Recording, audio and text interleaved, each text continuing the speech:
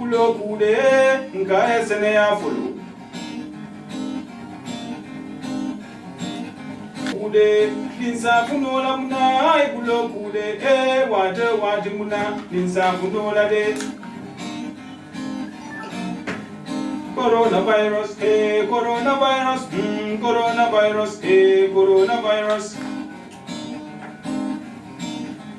Nyimman ke fa ya kudi de nyimman ke fa ya kudi nyimman ke fa ya kudi nyimman ke fa ya kudi de asawu matariyata kada makilimuna asawu matariyata Muludi balu fanan ngam fonyala kangumbe mol fanan ngam fonyala Muludi balu fanan ngam fonyala o kangumbe mol fanan ngam fonyala public gathering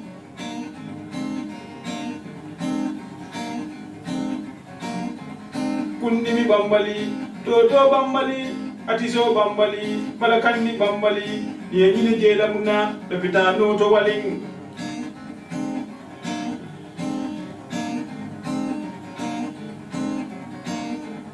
Coronavirus, coronavirus, coronavirus, coronavirus. Asawu matariyata, yimman kefe ya kuti. Asawu matariyata, yimman kefe ya kuti de.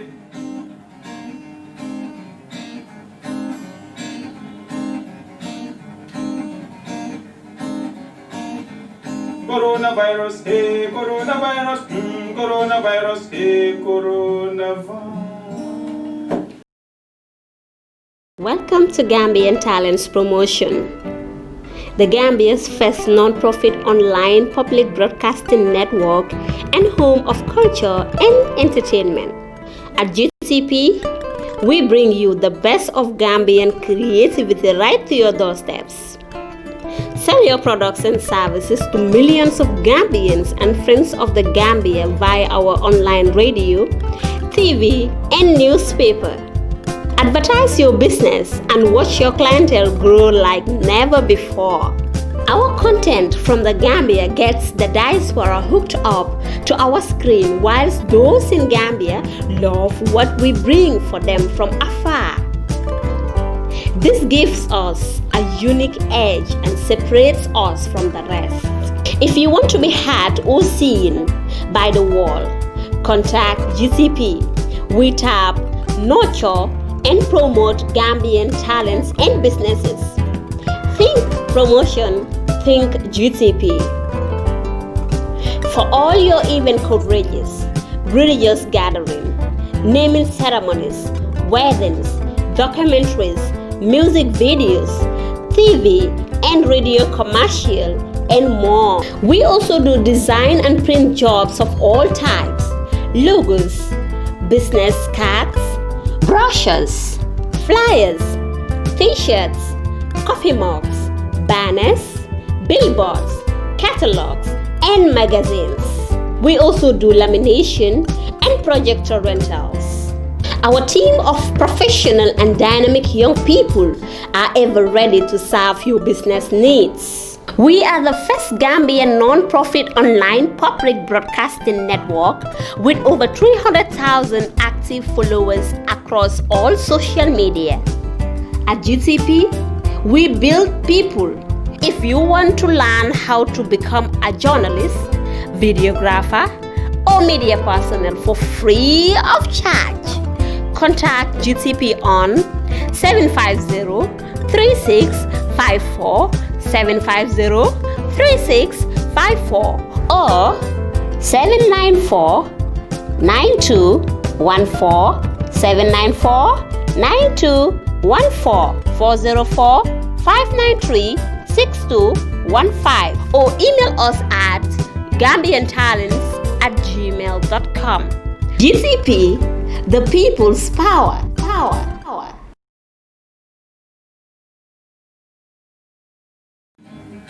Coronavirus, coronavirus, coronavirus, coronavirus. Coronavirus, coronavirus, coronavirus, coronavirus. asaungo tariata yimman kefe ya kuti asaungo tariata yimman kefe ya kuti de asaungo tariata yimman kefe ya kuti muna asaungo tariata yimman kefe ya kuti coronavirus ni katizo muna musuwaro kedatu ni katoto musuwaro kedatu ni bulonota kane damala muna ni bulonota kane nyamala ni bulonota kane ngomala muna bulokude nga esene ya fulu kude linsafunola muna ay bulokude wate muna linsafunola de coronavirus coronavirus coronavirus coronavirus yimman kefe ya kuti de yimman kefe ya kuti yimman kefe ya kuti yimman kefe ya kuti de asaungo tariata kata makilimuna asaungo tariata Uludi balu fanan ikonga mfonyala kankumbe ngol fanan ikonga mfonyala uludi balu fanan ikonga mfonyala o kankumbe ngol fanan ikonga mfonyala public gathering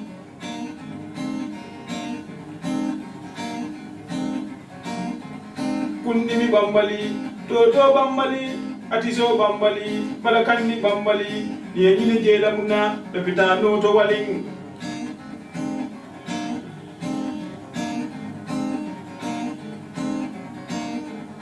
coronavirus coronavirus coronavirus coronavirus asaunga tariata yimman kefe ya kuti asaunga tariata yimman kefe ya kuti de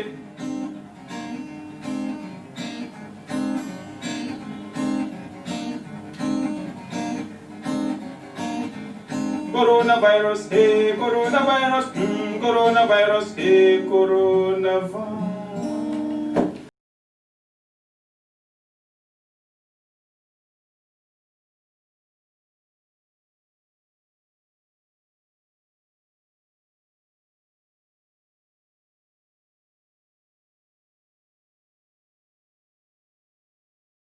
Welcome to Gambian Talents Promotion, the Gambia's first non-profit online public broadcasting network and home of culture and entertainment. At GTP, we bring you the best of Gambian creativity right to your doorsteps. Sell your products and services to millions of Gambians and friends of the Gambia via our online radio, TV, and newspaper. Advertise your business and watch your clientele grow like never before. Our content from the Gambia gets the diaspora hooked up to our screen, whilst those in Gambia love what we bring for them from afar. This gives us a unique edge and separates us from the rest. If you want to be heard or seen by the world, contact GTP. We tap, nurture, and promote Gambian talents and businesses. Think promotion, think GTP. For all your event coverages, religious gathering, naming ceremonies, weddings, documentaries, music videos, TV and radio commercial, and more. We also do design and print jobs of all types, logos, business cards, brochures, flyers, t-shirts, coffee mugs, banners, billboards, catalogs, and magazines. We also do lamination and projector rentals. Our team of professional and dynamic young people are ever ready to serve your business needs. We are the first Gambian non-profit online public broadcasting network with over 300,000 active followers across all social media. At GTP, we build people. If you want to learn how to become a journalist, videographer, or media personnel for free of charge, contact GTP on 750-3654, 750-3654 or 794-9214, 794-9214, 404-593-6215 or email us at gambiantalents@gmail.com. GTP, the people's power.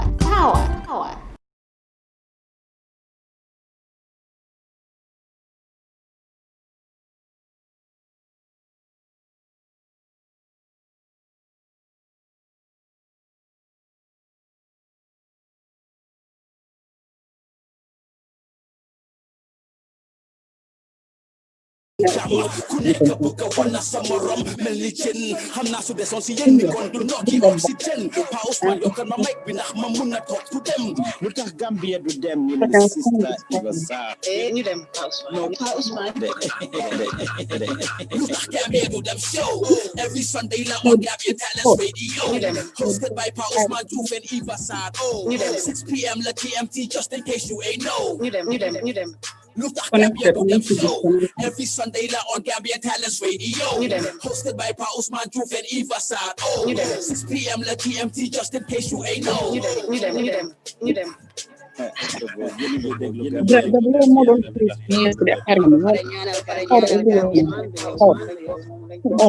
Baby powder, they were playing with me.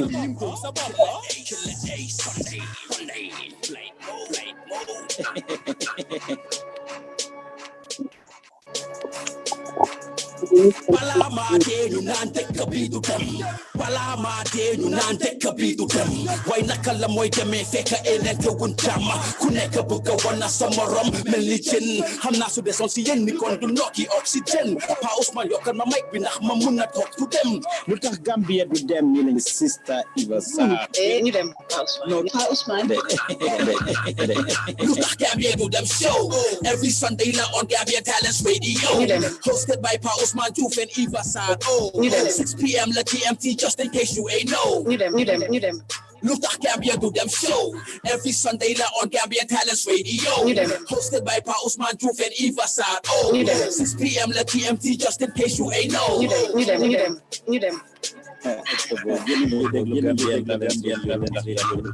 pare ñaanal Gambia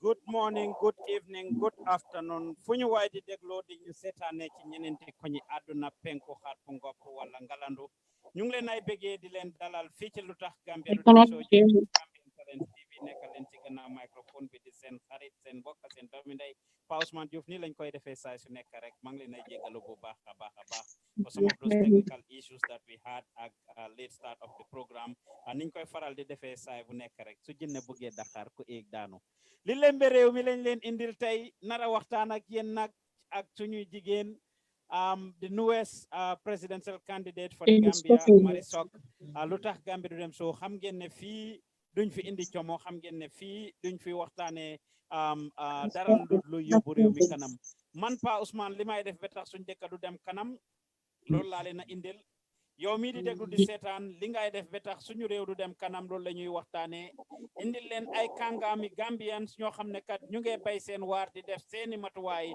pour li yóbbu suñu réew kanam kon am nañ mbégte ak kontaante jàkkaarloog Mary Sock kan mooy Mary Sock dina leen wax moom mooy kan fan la Mary Sock faaxee ko ak fan yi yëpp yéen a ngi gis coow li nga xam ne nag mi ngi koy def nga xam ne génn na déclaré announce waxtaan ak Gambian people bi ne moom dafa bëgg a ñu jox ko réew mi pour mu amee ko maanaam nekk number one person ki nga xam ne moo toog ci boppi nguuri Gambia nekk di president of the Gambia kon Mary Sock moomu lañ dalal ci jamono ji maa ngi koy jéggalu bu baax a baax ci late start of the program for the past 15-20 minutes nag mu ngi on the line with us Miss Sock nuyu naa la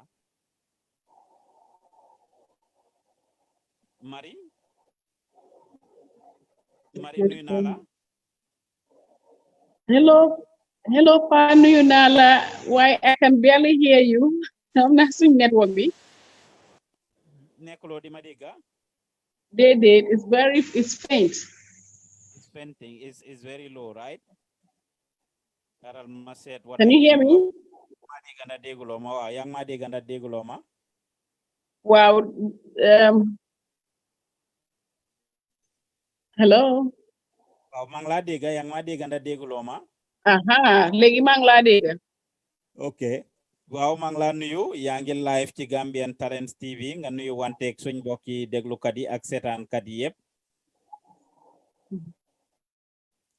Wow. Good evening. Maa ngi leen nuyu Gambian si nekk ci biir Gambia fii di nuyu Gambian si ñi nekk bitim réew si diaspora bi képp koo xam ne daal Gambian nga daal maa ngi laa nuyu tey si Gambia Talents TV.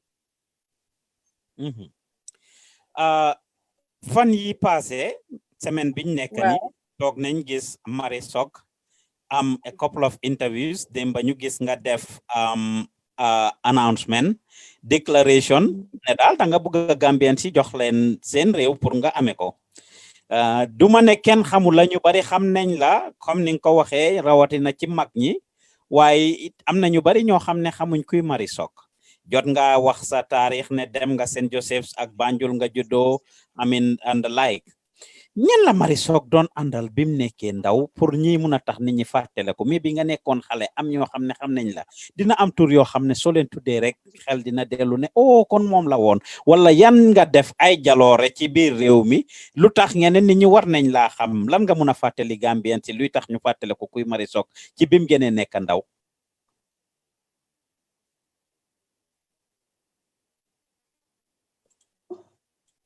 Aha, Marie. Wow. Yang ma dégg na dégguloo ma. Maa ngi laa dégg waaye foog naa suma caméra bi dafa dem off. No, ñu ngi laa anyway, waaw ñu ngi laa gis. Okay, all right, because I can't man mënuma laa gis. So anyway, as long as yang maa gis, that's fine. Wow, mu Well, ngi bi ma nekk ndaw. wow, St. Joseph's Primary, man bokko. Yeah, that's good now. Wow. Bi ma nekk St. Joseph's Prep, ñi ma bokkaloon classe, maa si ñoom Bomsi Blaine, maa si ñoom Willie Abraham, ñi ñëpp suma classmate lañ woon, then nga xam ñoom Idris Bensouda ñu ñooy woon 1 year, ñoom ñu senior woon 1 year. Wow, then ñu dem St. Joseph's High School. Foofu tamit ma bokk classe ñoom day jaame, foog naa day jaame sax bëggoon na maa dóor benn time ma daw. waaye nga am ñoom Sharifa Mignas am ñoom Lala Kebe xam nga ñi ñëpp suma am di jaama lañ woon ñoom Aida Seen waaw ñi ñëpp suma classmate lañ woon. Oh, okay. Yan jaloore nga doon def lan lañ leen xàmmee woon lan lañ la ràññee woon ndax Marie daf doon yëngatu ci sports ndax dang doon yëngatu ci music ndax dang doon yëngatu ci modeling wala ci wàlli diine yan extracurricular activities la Marie doon def wala loo xam ne daal academics su ñëwee rek moo daan tàppa classe bi yëpp ñu ko de bu la woon ci jànga what was Marie renowned for? In school nag I was very good in art ki ma woon rek si art mooy woon Lala Kebe. Wow, Lala Kebe bi ñoo defal sax moom moo jëloon first in arts. Wow, I came second after her. Okay. So but then in school, I'm the art dafa yaatu. We were also doing events for the school, which was talent show, miming. That time they did miming and all that. So I'm always involved in anything that was theater, in school. So from there, because high school lañ doon di def modeling and all that. From there ñu dem bi mu bàyyee school tamit continuer di ko def ak suñu yenn classmates yu fi nekkoon so time bu soo defaan model yaa ngi model ay ndaanaan ci dëkk bi comme ni ma ko waxee rek ñoom anti Aida Sala am nga dem si yàlla Aida Sala na ko yàlla yërëm di also ñoom Adja Cankan xam nga ñi lañ daan modelal ñoom Aida Diallo xam nga ñi ñëpp ay ndaanaan lañ time boobu noonu Aida Seen bi nekk suma classmate ñun ñëpp time boobu ngi start ñun ñoo ko daan modelal xam nga parce que suñu morom la jàppale ko ñun ñëpp daan ak moom so xam nga ñi ñooy woon designers yi in those days waaw suñ dogee rek dog bi rafet ñoom dañoo dog property yep mu correct. They were very, very talented, and I think they still are. They still are. Okay. Lan mo la inspire woon yow nga dugg ci modeling? Well, so nekkee si art bi xam nga art dafa yaatu. You understand? I love theater. I love to express myself. I'm nga art foofu nga mun a expresser sa boppa. You know, and boo nekkee ndaw yaa ngi discuss sa boppa. So I love art. I love drawing. And through drawing, I came to do modeling because art dafa yaatu. So even later in my life, I designed outfits. Masi ñoom naka to that tiki ñawkat bi he has a big tailoring enterprise right now. Mooy ñoom naka la this tailor. I used to design for them and then they will sew. Am benn ñawkat sax kooku moo man maa tax sax right now mu ngi am contract ak Sibek benn waaye pour bu ko ooyee Boubacar. dama ko daan royal muy ma ñawal moom sax true man am na contract yu bare ak nit yu bare from fa jaar ak yooyu yëpp dañu def leen daan ñawal daf ko wax kera sax mu ne yow yaa tax ma am plateforme bi you know ñoom kii maa ngi fàtte turam waaye Malick Mendy dama ko daan royal moom tam su ma ko royalee muy ñawal ma so I was very good from there actually sax soo xoolee Sénégambia Beach Hotel dañ amoon time boobu Sénégal bi dañ amoon ay boutique yu ñoon doxee 1986 87 ay boutique time boobu ñu ngi just bi boutique man maa suma benn friend Karim dañ ubbi woon boutique bu ndaw so dañ jaay daf daan indi mbuba ñuy jaay waaye bañ demee toog ba mbuba yi xam nga mënatuñoo ship mbuba dama ko daan designal ma oos ma ñawkat yi ñu ñaw ko ñu aj ko si boutique bi comme ready made because I was very stylish all the outfit li ma daan sol mostly maa ko daan design okay so mention nga si sa interviews yeeg programmes yi nga def yëpp ne sa ex-husband you are a divorcee waaye dégguñ foo mentionné turam kan mooy woon sa jëkkër well dama si yoon ak Ahim Durst and ñu yàgga 10 years from there we separated ma move them the United States suma papi doom yi nag ki ma sel tamit in America kooku American la so he's from the St. Thomas and St. John so kooku du Gambian kooku American la kooku la am final divorce wow okay foofu nga am final divorce so yaag sa ex-husband bi Gambian bi da ngeen separate yaag moom loolu fan wax nga sa biir waxi tamit sa ndaw yaa in Gambia ngeen ne dang doon def business and you sold about a ton of pineapples to yes boobu moom suma benn xarit bu baax Gambia Airways moo ma ne da nga war a ñëw Conakry nga xool you know and he empowered me in those days xam nga time boobu suma xarit yu bari ñu ngi liggéey Gambia Airways so ma ne well that makes sense so flight bi daf daan def Conakry in those days so I flew to Conakry ma dem si àll bi fi ñoo jiyee pineapples because nit ki sooy dugga si dara man su may dugga si dara dama ci dee research so ma ne ko ma dem seet so ma dem si àll bi toog ak ñi nga xam ne ñooy béy pineapples ma toog a ñoom xam nga ñu won ma naka la pineapples de growé ko dogee at this point how long it will stay green before it turns ripe because all that is good for exporting because doo ko bëgg a jënd rek indi ko rek ñor di ñor yaaxu so it had a lifespan of 2 to 3 weeks bala moo over ñor so da nga gis ñu dogal ma ko sax won ma naka la ñu ma mos ko it was the sweetest pineapples. You know, if you know Conakry, the vegetation there is green. It's great. So chila door like ma wax ak local si because I didn't want to order from the city. I went deep down into the villages where you have the pineapple farms. So ma waxtaan ak ñoom bañ agree. You agree. So we made an agreement there every week or every 2 weeks, depending on how. Why boom pass 2 weeks. Let them try to be shipping. And then we had an agreement with the airline at the time. In the cargo. It was part of the cargo that used to come by air in those days. This was in 1989, 1990, 1991. Wow. For your money, where did you get the money? You said at an early age of course, we saw your bravado and the way you were acting at an early age. In my 20s, I brought a ton of, pineapples. Fan la xaalis bi jógee.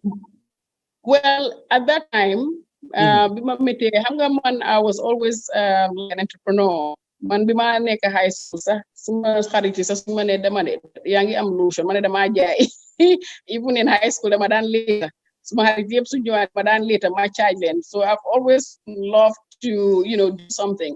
So time bobu, like I said, I had this business dama dan perfumes and everything, making money. Of course, my ex as well in those days, I don't want to work. Listen, man, I have extended family and I have to make money.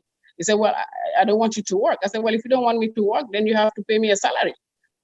Pay me a salary, then I will not work. But I cannot afford not to work and then not having any income because I have extended family.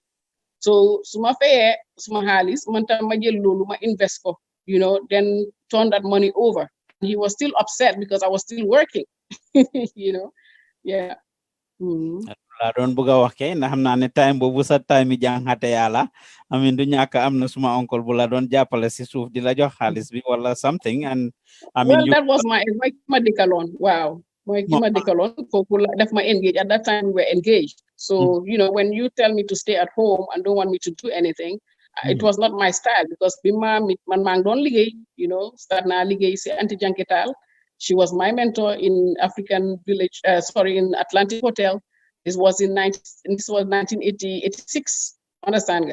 Then 1987, I worked at Novotel. I worked at Novotel. I worked at, all these places. And I'm going to make halis, because you're used to making your own money, So la nit ne togal defati dara am nga defa miti.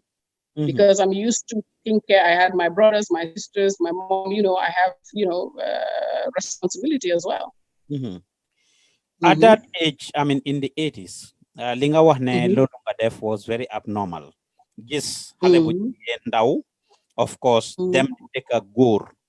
It was in sin. No. maa ngi dëkk ak moom 1989. Te seeyagu leen. 1989 laa nekkoon moom. Wow, why dëkkuñ time boobu maa ngi dëkk ak suma papa ak suma yaay. Waaw, then mujjee nga dëkk ak moom te seeyu leen during this period, right? We were engaged. Moom before ngeen No, we were engaged. You were engaged. We were engaged. Wow. So at what time ngeen say yaa moom? Well, bi ñoo say we were in Spain. Then because it was either we either not or I leave. Okay, so dégg nañ nga wax loolu tamit ne you followed your heart, of course. Sa góor gi bugga nga dem fekki ko Spain. Moom kañ la dem Spain? Well, so xamee history company boobu ñoom dañ amoon fi issue bu ndaw. So at that point in time, mu ne xam nga lan la xaaral ma ñibbi. Let's just go to Spain. I don't want to go back to Germany. Let's go to Spain. And then we moved to Spain, which is not far from the Gambia because his heart was in Gambia. He loved the Gambia. So, and it was easier for me to be in Spain, in Tenerife, because it's only 3 hours flight to the Gambia at that time. So, Chilean dem fufu, New Deka fufu. At that time, so them back and forth. This is my Okay, so you did go to Spain. Hana nga aga rek nga am kayit fofu noonu na time bo yofi kayit nekkutoon problem because you talked about within 3 months establishing 3 different businesses. Yes, because prior to moving there, we traveled there. We traveled. There was one of our holiday destinations, so we traveled there a lot. And so because of that, New Ranyelen, they were not, they were well established in Spain. And so it was a little bit easier. So when I talked about my intention of having business as a businesswoman in Spain, they facilitate. It's a little bit easier in those days. And they facilitate because then you apply for a residencia, and then showcase that you're an entrepreneur, you're a businesswoman, and you employ Spanish and stuff like that. So then they facilitate that for you. Demba wax nga ci sa press conference be quote ko ci Spanish déguma quotation bi but ngene you were labeled as the most beautiful black woman something like that is what you said. Was that because you were modeling, or what triggered that statement? Wala better Spanish, what la title as the most beautiful black woman. Of course, you responding to the question of ne buzz nga wor ngene worulo buzz. I mean, you already have that. You've been there, done that, especially when you were abroad. Lan mo trigger on best Spanish label la or crowned you as the most beautiful black woman, if that's what you said.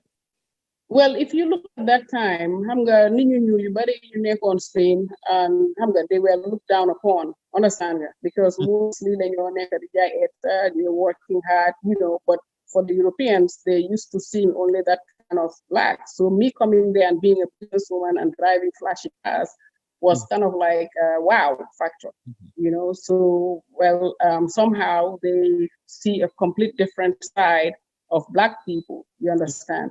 And they respected it. One incident, which was a woman. I was going to my jeweler at that time, and because my house come at 8 to collect jewelry because I designed jewelries and he would make it for me. Chilama matahaw fofu diko xaar jigéen bi ñëw ne ma fees asendo ak ma ne ko loolu sa problème mu ne lu ma feete ma ne ko loolu sa problème mu ne eres na negra ma noppi because she was walking her dog actually. So bi ma noppee waa ji nekk si biir gis ma yow ubbi rek dugga man si dool di una negra fuera de aquí and so mane waji mane ko waxal ko parce que so koku dafa rus sax because koku at that point I have a status in Spain. So koku dafa rus be gene jigen ci biti. So mane ko find out my out fan la jigen bi nekk, because I will sue her, because I will set an example here in Spain where black people will not be called negra, and he did. So finally I got a lawyer, one of the best lawyers in Tenerife. He was very notable. And mom, and that day, in the family, from the barrio, what we call the barrio, which is like the hood, the family, could be a face del, So when you reg my lawyer, for my family, being a lawyer, so by the time the case was done, they recommended her to pay in those days 1,500 visitors a day and 3 months in jail. So I countered that. I said no, she doesn't have to, just minimal sentence. So he said no, they have to set an example, because if you look at the history of Spain, the Arabs occupied Spain for over 600 years. So we do not discriminate, and this should teach our people not to discriminate. So that was a great example, that and I did it. I mean, need more one to because Spain,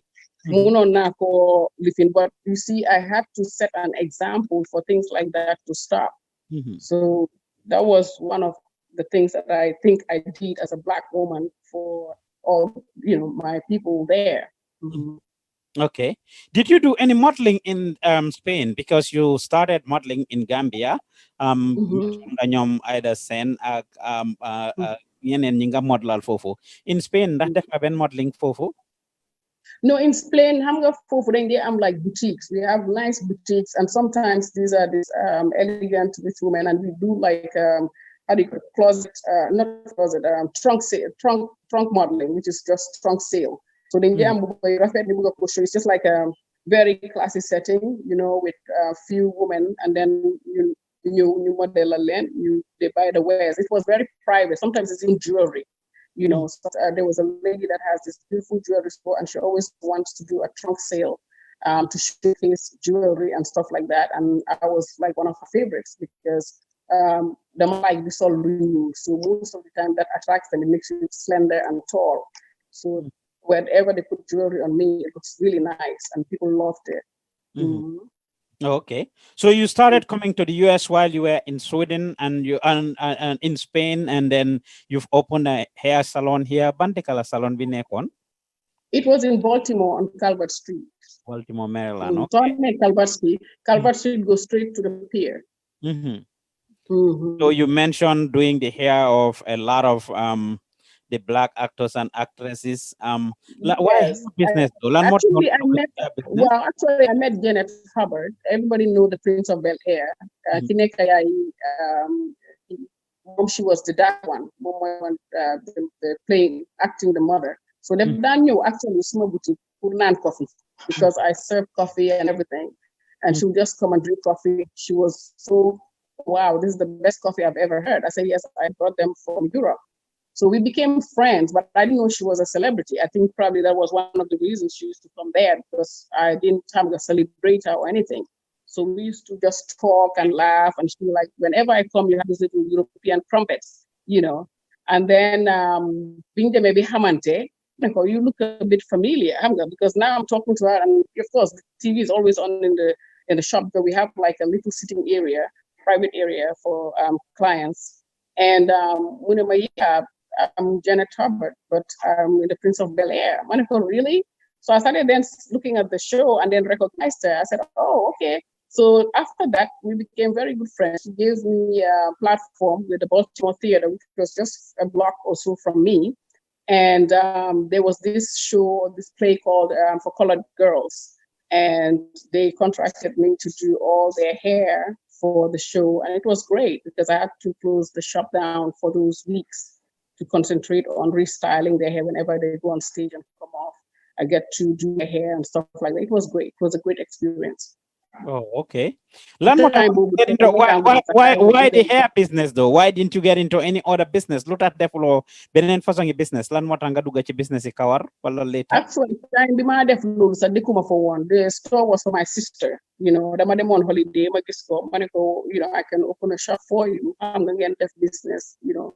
And that was for her, you know. So it's my holiday. I helped them. I'm in the shop, you know. It's time, you know, spend some time with them and stuff like that. So that was what that was for. Oh, okay. So how long did you Maryland? I stayed in Maryland. I think I was there I moved finally to the US in 2000, and I stayed there, I think, till 2002. From Fufula, moved to Illinois. And I've been then, you know, in Illinois for a long time. Chicago, okay. So you talked about being in Chicago, Neka Fufu, got into the telemarketing business. Nang non bully niya telemarketer. Dangen muna sonale de muna get in it. Well, actually, my job was even hard because they gave me these books that they couldn't sell for a long time. Man, I can imagine. They couldn't sell them. And then I went, you know, the new girl or the new person gets the hard jobs, you know, so it was a test. And then they were so surprised because I was selling so many of them and they couldn't understand what I was doing. So I developed a strategy. You know, I have the accent, which was different from the American accent. So I have a hint of Spanish and African accent at that time. I think I use them. So when I speak, the people online are like, wow, you have a beautiful accent. Where are you from? You know, and then okay, I'll take 2 books. You know, I'll take 3 books. You know, and we were selling these books to doctors. Okay. Well, how manakanga manage pour def ko dafa melni telemarketers yi dañ dé xam like when you are on the wrong side of the bed, when you wake up from the wrong side of the bed, si lañ la dé mëna call. So you succeeded. Why di wé tour fatale suñ déglu kat yi sétan kat yi rek né yena ngé sétan Lutakh Gambia Du Dem show fi ci Gambian Talents TV. Mari Sok, the Gambia's newest presidential candidate, moy suñ guest. Ñi ñëw sétan ci Instagram bi ma ngi gis ngeen né pa why are you not calling her on video so that we can see her. So ngeen bëggé gis Mari mun ngeen na dem Facebook Gambian Talents Promotion wala YouTube di ngeen jàkkaarloog moom live and direct to see her. Those of you that are watching on Instagram ñi ñoo seetaan ci Facebook bi ak YouTube bi ñu ngi leen ay béggee bu baax a baax bu leen fàtte indi koom-koom ci kër gi. Next to the comment section you will see a green box with a love sign in it, a green white love sign. If you click on that, it will enable you to patronize Gambian Talents with only $5 a month pour ñu mun a jàppale kër gi, dépasse kër gi ak lépp lu fi ñëw. We are a non-profit public broadcasting network. Seeni bot la ñuy xoolee, seeni gémmiñ la ñuy waxee, seeni noppale ñuy dégloo moo tax ñu indil leen Mari Sok tey and the past 3-4 days ngeen gis ko mu fes ci suñ page bi nag because of what she done and the news that she's broken. Kon ñu dellu si waat rek Mari, as a telemarketer, you did that for how long? Well, I did that for about 6 months. Yeah, Gumachi, because it was kind of when I made what I showed what I can do. Then it went to the point where I got a section where I kind of helped the girls to because they couldn't understand. Those books have been sitting there for a long time. So they couldn't understand how I did it. So we end up having to install mirrors in all the cubicles. That way they can look at themselves. So when they're angry, they know that they cannot sell anything angry, but it comes out in their voices. So I would teach, you look at yourself in the mirror, you smile, it resonates through the telephone, and that kind of helps to sell whatever it is that you're selling. So I helped in creating that, and then I finally left. Why didn't you model that into something, the copyright and end up, using it as a model, as a marketing model? If you said it worked for you, you looked at yourself in the mirror and then you said that to the company, and eventually they had to install mirrors. That must be a big achievement for you. Yeah, it was. But then like I said, I was going through, at that time, I was going through a lot I was married in the US, and I was going through a lot at that time. And I moved to St. Michael's, the Chesapeake Bay. And in St. Michael's, there as well, I ventured into working at a Chesapeake Bay. There was a beautiful store there. I was a cashier. I worked there for a little bit and then opened a business because I realized St. Michael's had the so-called, wealthy people in the area. So I have a friend of mine, Alice. I wish she would be watching. Alice's husband cleans windows. So I said to Alice, why don't we clean houses? She said, I don't want to clean houses. I said, we're not going to do it. We're going to employ Spanish and they're going to do it. She said, how are you going to do that? You don't speak Spanish. I said, watch. So I said, where's the closest Spanish community here? So we have a few Mexicans in Spanish. So because I spoke Spanish, they were so in tune with me. Mm-hmm. And I said, okay, since you are here, you don't have a job.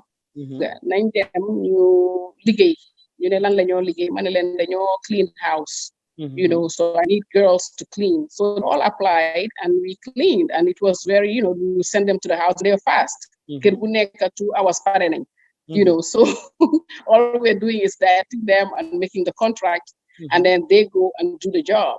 So it was great, and then finally, because I was going through all my marriage and all that, I had to move to Illinois, my buy a list business. Well, you can take this further. Why I'm being an American, all would want to I'm go buy a business. If I forgot it, I will sue her or whatever. And I said, we are not like that. So finally, actually, right now, some of my friends in Eka Fundes and very good friends of mine, we all went to high school together, Camille White and Kathy. They all tonight we keep in touch. Even now, when you leave, that woman was like Aunt Jemima, she made it so big and expanded because that community is a rich community, they're wealthy, so it was great. Mm-hmm. Some people will say, okay, you want definitely telemarketing, definitely ligay na si car dealership, and then ibina shobi bopam. Have you done any other type of jobs prior to? Yeah, like I said, car dealership be more last one be. As if you've not done any of the basic jobs that a lot of foreigners would start off with, or even, young people growing up would start off with. You're definitely any of those menial jobs? Because I don't want to understand them. Man, be my Spain, Chila will be shop in Maryland. So I didn't even live in the US for me to have that. That was open prior. If you look at the time that I opened that, I moved to the US actually in 2000. Finally, but I opened that shop between 1998 and 1999, and it was for my sister. So we put it in a company where I was paying at that time taxes in Baltimore, under the multicultural rating, So, that's unfortunately for me, I was blessed to be able to do that, yeah. Okay. Legi ñu talk gis Mari Sok ngene in 2013 you came back to the Gambia after the death of your father bisa papa rere nga delu ci wat Gambia and decided to stay. Lan nga don def bi nga ñëwé Gambia? Well, it started actually 2011 line you for actually 10 days because comme ni ma ko waxe Uncle Baba Jibi mo ñu America ñu waxtaan ci téléphone mu ne ma yeen ñepp ngi dem baña ñipsi, and we miss people like you. You need to come back home, see what is there. Mm-hmm. So I think I spoke to him, if I'm not wrong, around April. And, I think in June, my fly in, set everything, stayed in the hotel and saw everything. I was even, I'm shocked because time bobo man dem Pijilu highway sa amuton, you know, and then I studied everything, get to meet with the minister and everything, talk about how to reunite Gambia with America. I created a platform, so they said I should come up with some kind of incentive for that, so which was great. So Madialu America, and then started working on that. In 2013, my papa Ganyu, okay, since I'm going back to Gambia, let me take something back. So my try, there's been a project. This project was great. It was a way to bring African Americans to the Gambia to reunite our heritage, which is this Jufure. So my create program B, the program was intense. I still have some of the paperwork on that to bring to the Ministry of Tourism and Culture in order for us to be able to have Americans get interested in Africa. When you want to bring American tourism if you want to bring American tourism to the Gambia, you have to give them something. So at that time, since I was from Chicago, you know, R. Kelly's reputation was not that bad at that time. So I felt it would be great to invite R. Kelly, come and do a big show. Prior to doing the show, he had a contract with BET. Prior to doing the show, you know, of course, BET will come, showcase everything, and run that as an ad on TV, and then have people interested in Africa, you know, and why is R. Kelly going to Africa, or why is this artist going to Africa, and then, you know, create a hype where by the time he comes and performs, you know, we now sell Kunta Kinte, we now sell Jufure, and why they should come to the Gambia instead of going around to Senegal and calling it Trans-Gambia. So, but unfortunately, when I came, they looked at the project and said it was expensive, and, you know, and it didn't go well with the Minister of Tourism at that time, because they didn't think they should do it or whatever. So that was how that ended. I mean, I spent a lot of money on it because I did the write-up for it. I opened the website for it. I did a whole, you know, when in America you give us a project, it's a project. You know, we make sure we come with the whole package. Mm-hmm. So to kill that dream without any thinking of, let us look at it, was kind of cruel, you know, because I remember I came here twice that year, and these times, I faced my own ticket. I paid my ticket, I paid my hotel. And it was really sad that they, you know, just looked at it, this is expensive. But I looked at everything and they were spending much money. I was negotiating with R. Kelly's manager in those times. It came from $1 million to $500,000. But that $500,000 was because they were going to be in South Africa and they could come here and do a fantastic show. So you have to understand, when these artists are coming to Africa or traveling, they don't just travel alone. Their friends will join them, you know, to support. So you're talking about a whole, you know, thing in Africa to boost Gambia. Because if I'm interested. And at that time, he had a contract. waaw ngeen balal ñu rek soxna ci lañ nekk di am noonu dafa nekk di am call xam na. And that's the best that can sell, you know, Gambia, you know, because it's a Black entertainment TV. Okay, Black entertainment on TV. Okay. So you were working on that. This must be during the era of Yaya Jammeh. Dina ñëwaat ci lolu. Did you do any modeling still personally? I mean, model nga in Gambia, in Spain, jotuloo fa def any modeling. How about in the US? You talked about opening your modeling agency. Wow, in the US, I had my own modeling and talent agency, because Chicago is a commercial market for talent. Movies, you better shoot. They come to Chicago to shoot the other parts of it. So when they come to town, look at agencies to book models or talent. So when you talk about modeling and talent, it's not just runway models. You have to understand the industry. You have, for example, jockey. You know, these are jockey underwears and stuff like that. So they're looking for guys to showcase their underwears. You're talking about Colgate. You're talking about, how do you call it? The hair products, L'Oreal, you know, and all these companies. So they're looking for people to showcase their products for their hair. So these are, then you have actors, you know, or people that want to be in a movie. And you know, in movies, for example, you see all these extra people in the movies. Sometimes they come looking for extras. You know, they're called movie extracts. So you have to have all these categories in your system, because when they come and they send you the list of what they are looking for, you need to be able to go through your portfolio and see who you can send to audition. So when it's runway modeling, then you look at your girls or your men that are a certain height, because they will send you the specification, whether it's black, or they said Caucasian look, or the Afrocentric look, or Hispanic. They will give you a description, and then you see in your archives the pictures and everything who fits the profile, and you send those people over to audition. When they do get the audition, that makes a name for yourself. So we did well, but unfortunately, I was getting, a lot of publicity. I was getting a lot of, hype as the newest agency in Chicago. And you have some big guns. Sometimes my talents are competing with talents from Ford and Elite Model. These are the leading modeling agencies in the US. Anyone that's into modeling and talent, Ford and Elite. So my talents come back and say, wow, we were with Ford and Elite Models and stuff like that. But because these people are so powerful and they get always the best, I have to always give the utmost best. So su fekkee ne show bu ñàkk fayda la sax dama dey try my very best, because I'm trying to market my agency, But of course, I had challenges, when they called me.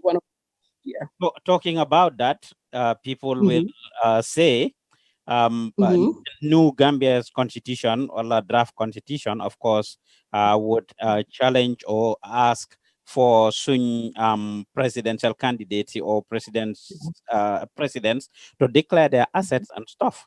So pour xam rek lan nga xam, because eventually if you become president of Gambia, dinañ xam ñaata wala lan nga am. So what was your net worth? I mean, as far as a company is concerned, and what became of the company? Gisuñu at any point for hello no. So company, what was your net worth for your company? Well, million.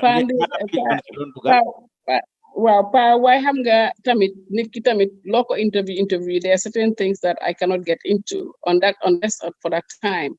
You understand? When that time comes, we can talk about it, because then like I said, declaring what I have. So I'm not I cannot be on a national platform and be giving my all. I have yet to. This is the elections is not even this year; it's next year. So I have a long time to go, and I can't be putting all my things on the table. So if you would excuse me. Su fekkee ne eventually kay di ngay wax ñaata xaalis nga am wala loo doon liggéey kay ak all of these things. It's part of the constitution, so that I cannot evade that. I'm loolu danga ko wara declare, and I will declare it at the time. Di nga declare at the time. Whatever it is. So what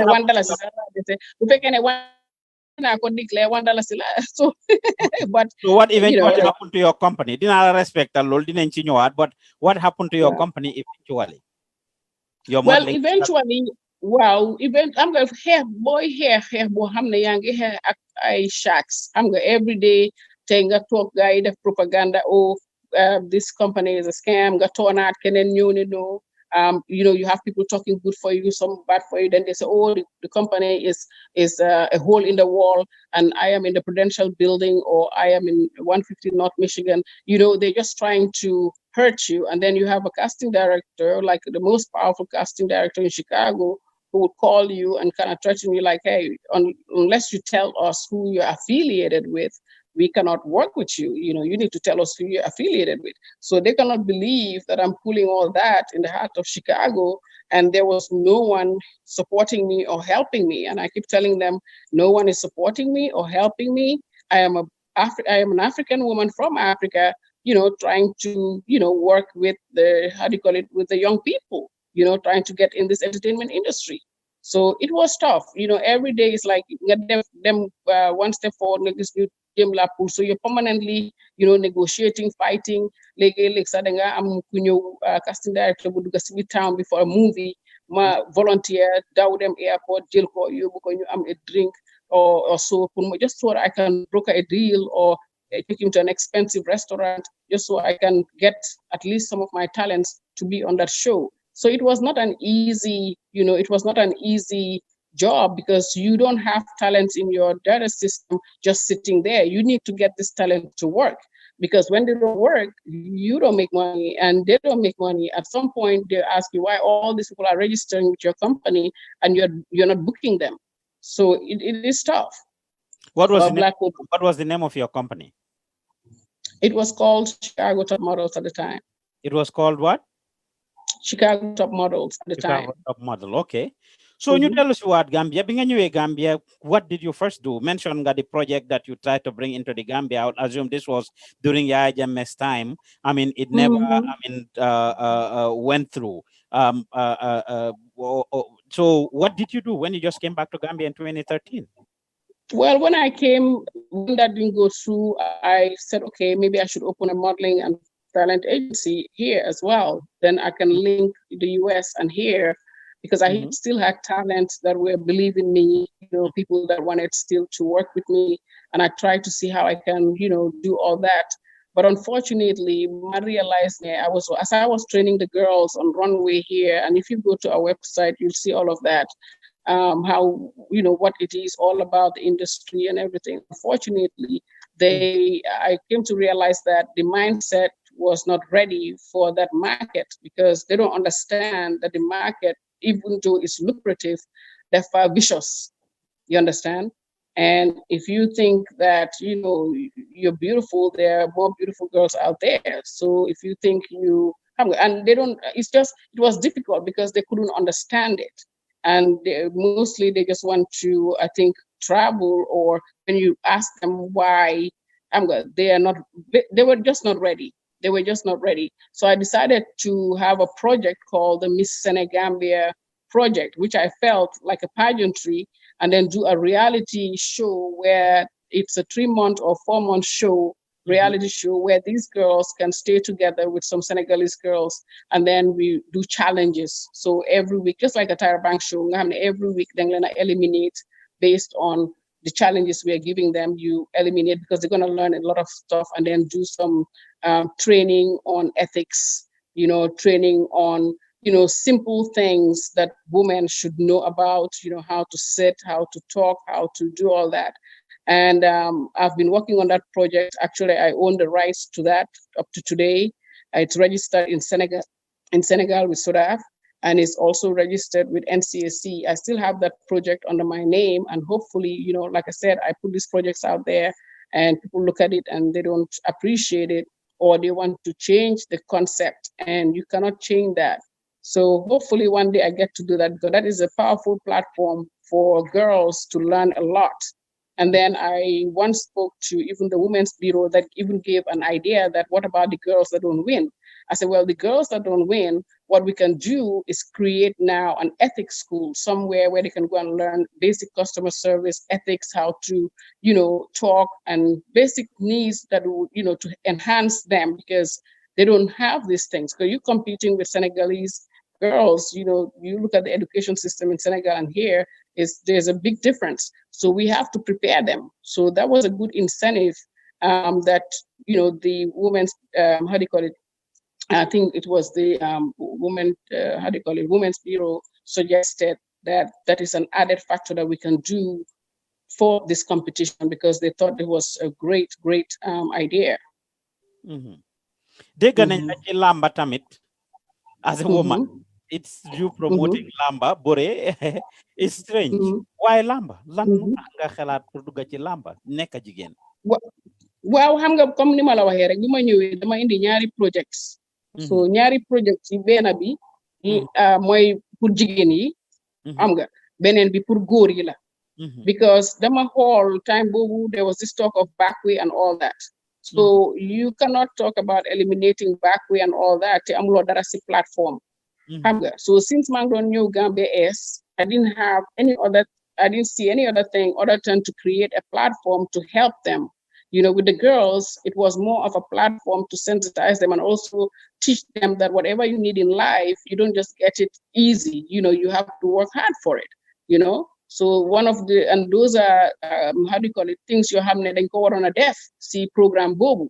And if it's a 4-month program, then to get the crown, because for you to call yourself Miss Senegambia, you are going to be like an ambassador for Senegal and Gambia, and you're going to go travel internationally for other competitions. and you're representing 2 countries in Africa. So you cannot just be anyhow. So you'll be prepped all those 4 months. By the time 4 months you'll be really representing the 2 countries confidently, without being shy or without being intimidated, etc., etc. So lolu pour jigéen la góor yi tamit ma xool they're coming from back way, or they're here, there's zero platform for them, there's nothing going on. There's forums and seminars, but not the majority of these boys. They cannot even, read a forum, what to say, attend and understand what is going on there. So madam si beach bi ma waxtaan ak ñi toog foofu noonu interview leen guddi ñu ne invite ma xool ni ñoo trainer. I did my research, waxtaan ak ñoom, met with the federation, gars yi waxtaan ak man, but it was like a challenge. Yow jigéen nga, you understand lo suñu système bi fii lamba dafa am nim dee demee. Ma ne leen lamba dafa am nim dee demee, but I've been talking to the youths that are in it, and they said lamba dafa dee. Now I can bring lamba back to the limelight because it's our culture, it's a cultural sport. And this is our culture. We cannot allow our culture to die.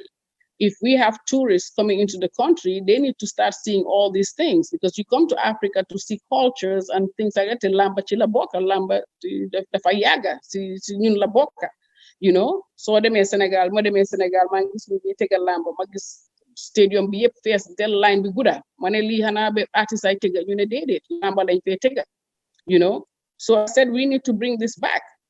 I'd rather promote traditional sport than other sports, because I feel that it's our heritage, So non lañ li fi ne nag gars yi jox my team, and we started that. So time boobu Jine Mori sax xam nga ñu ne ok mburu bu mag la woon, waaye time boobu Azos moo ko daaneloon, so duy variety and all that. I spoke to Jine Mori, I spoke to ku noo waxe Ondolo Fu, ñu def lamba bu nice, very big first grand lamba, and actually Honorable Dabo sax ñu woon na teewee ko, which I was very impressed, because if you know history, he was the first president for the federation, for wrestling. So ñu invite ko pour mu teewee ko, ko defee xale yi xam kan la si lamba, so that was great. And since then nag ñu nekk ci ba pare xam nga soo tegee lamba nga may nit nag may ko $20,000 wala $30,000, that is something substantial. Dina mun a dem make life am, mun na jaay nag bi ak dugga ci yeneen tamit. Ok, waaw yéen a ngi déglu di seetaan Lutakh Gambia Du Dem soo jógee ci Gambian Talents TV. Marie Sock mooy suñ guest ci jamono jii nii. Dafa mel ni Marie da nga amoon distraction foofu, nekkuñ di la dégg de Marie. Hello Marie, nekkuñ woon di la dégg.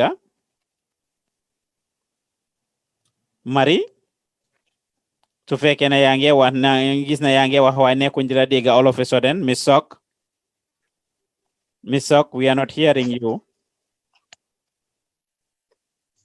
like LG, ñoom every time su may tiga lamba dinañ ma jàppale yónnee ma ay DVDs wala ay headphones, xam nga, and we add all this to the gifts. Léegi ñu ne maalo, of course dama dey involve Ministry of Sports, Ministry of Culture, dañ dey jàppale, they help in the way they can.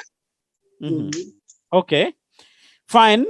Lan mooy sa tontu si ñi wax ne yow serious lo parce que li nga def sa life yëpp ci pola ak promote po Gambian mentality. Sometimes we look down on some of these things, oye koy fi ñàkk fayda ngene góor ñi indi loolu lamba xale buñ dem backway ñi wax kilifa yi wax wala xale yi wax ne dang leen yëpp lamba nga leen a ene pour ñoom ñu dugga ci yofi po ñi wax ne da nga bëgg a yàq seen doom yi yofi modeling yofi cagala da nga dem nekk noonu diñu la caxatee xale yi góor yi di la foye ngay wane sa yaram.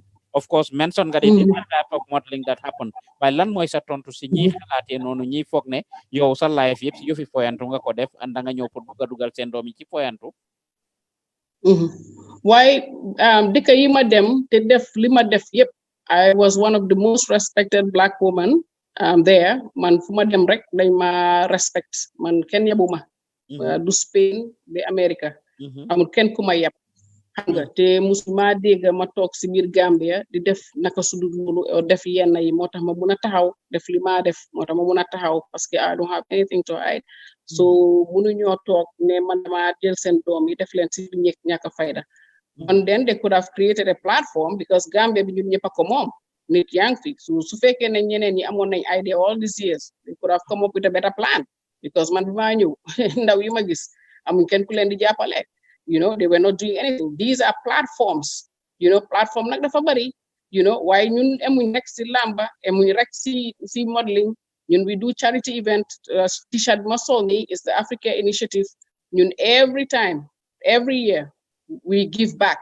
every year ñu dem ñu enhance comme ni ma la waxee rek school bi nekk fii we donated school supplies we donated even electricity so they can print tests and so forth and so on and other communities and also the hospital and the how do you call it the mental home so we do our quarter xam nga talk is cheap talk is cheap nit ñi mun nañoo wax lu leen neex because soo xamutee nit ki rek moom nga wax but like I said I will develop a thick skin past presidency am yëpp ñu seet all the way with all due respect to all of them before ñu nekk president lan lañ fi def before ñu nekk president lan lañ fi def when I came back and I gave my heart to Gambia regardless whether it was modeling or whether it was lamba waaye man defuma lamba rek man I teach customer service training xam nga dama dee dimbale xale yi dama dee dimbale ndaw yi soo demee si suma sites yi for example the africainitiative.org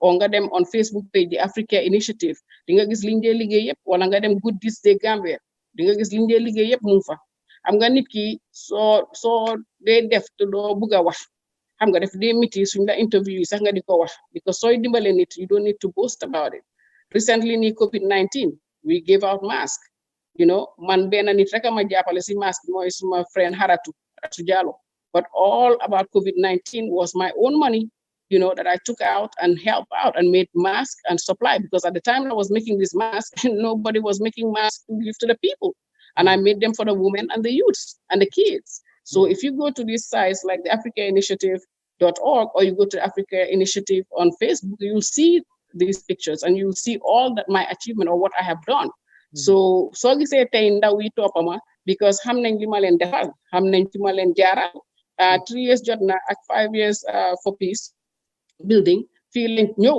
kenn bëggul leen a déglu ndaw lañ lu tax gars yi comme que dañoo wax ne man dama bëgg a yaaxa seen doom yi lu tax bi loolu di xew bi dëkk bi di tàng bi nit ñi di daw ñi war a ñëw holiday bañ a ñëw holiday touriste bañ a ñëw lu tax ñoom jóguñ su fekkee ne ñoom si loolu lañ nekk di wax lu tax jóguñ ñu create plateforme bu ko defee government tooga ñi lu tax jóguñ lu tax ñu toog foofu ku nekk di analyse ku nekk di wax xam ku nekk di exaggerate ku nekk di wax Facebook tell all this negativity without talking to the guys without sitting with them without listening to them why but then they look at little things and then they try to put me in a box but it is okay like I said in politics we take the good and the bad it's so unfortunate Gambia rek nga gis si dëkka or African countries nga xam ne ñu ngi down xam nga especially jigéen xam nga man li ma ñëw li ma def man maa ko def with my own money in incentive léegi am na ñu baax clients yu baax yoo xam ne I'm taking care of their properties and they will support me mari lii nga def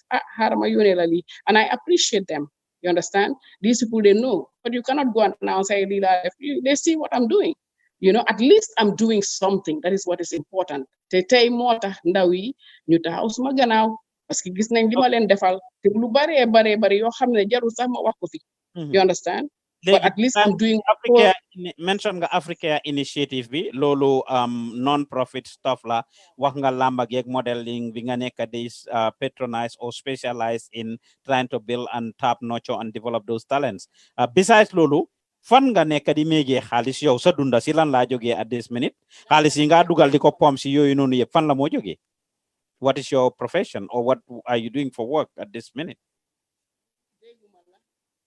ma ne fan nga nekk di jëlee xaalis ci jamono ji nekk nii lan what is your source of income personally lan ngaa liggéey Africa Initiative bi of course are you getting salary from foofu ndax fan la mari di feye ko pour toppatoo moom soxlaam yi ak yeneen yi nga xam ne mu ngi koo dugal towards helping the community comme ni nga ko waxee fan nga nekk di jëlee xaalis Well, mangi am small business. So through the business, I use some of that money to empower, to help.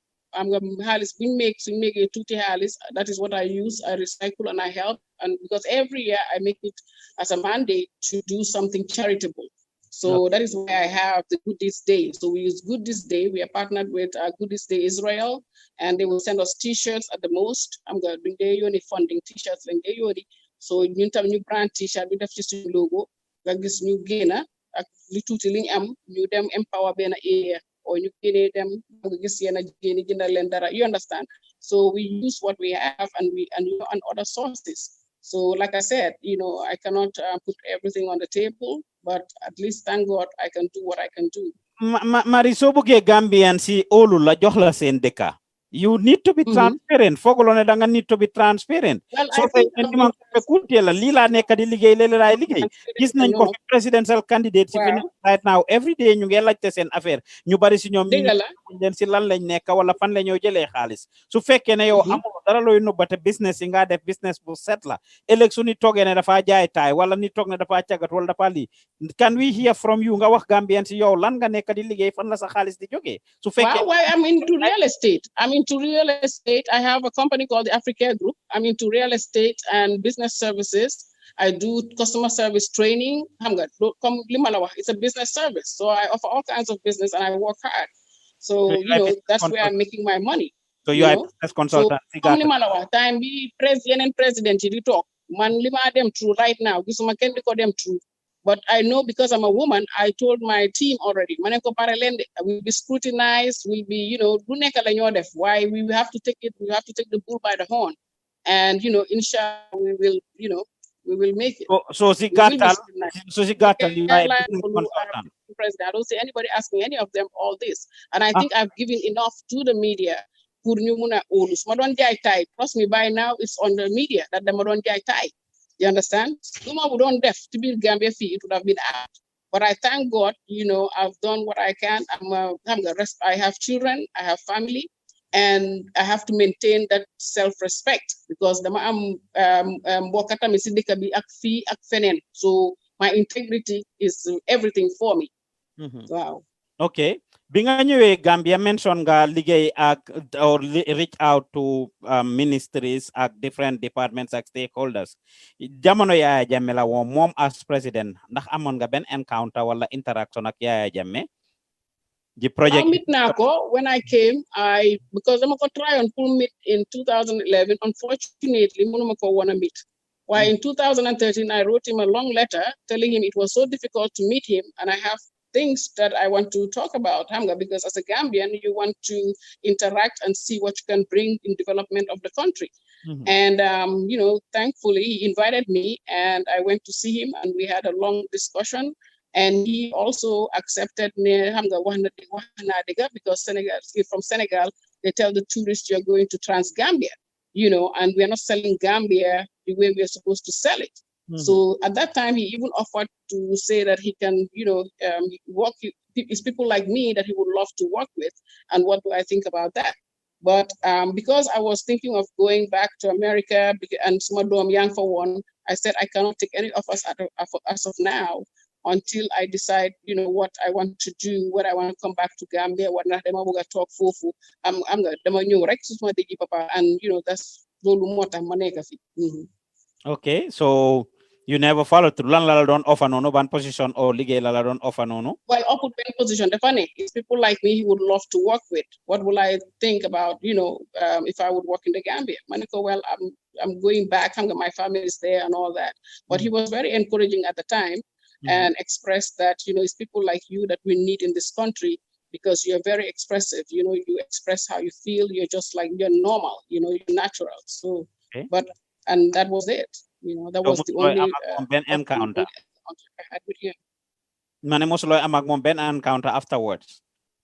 No. Oh, okay.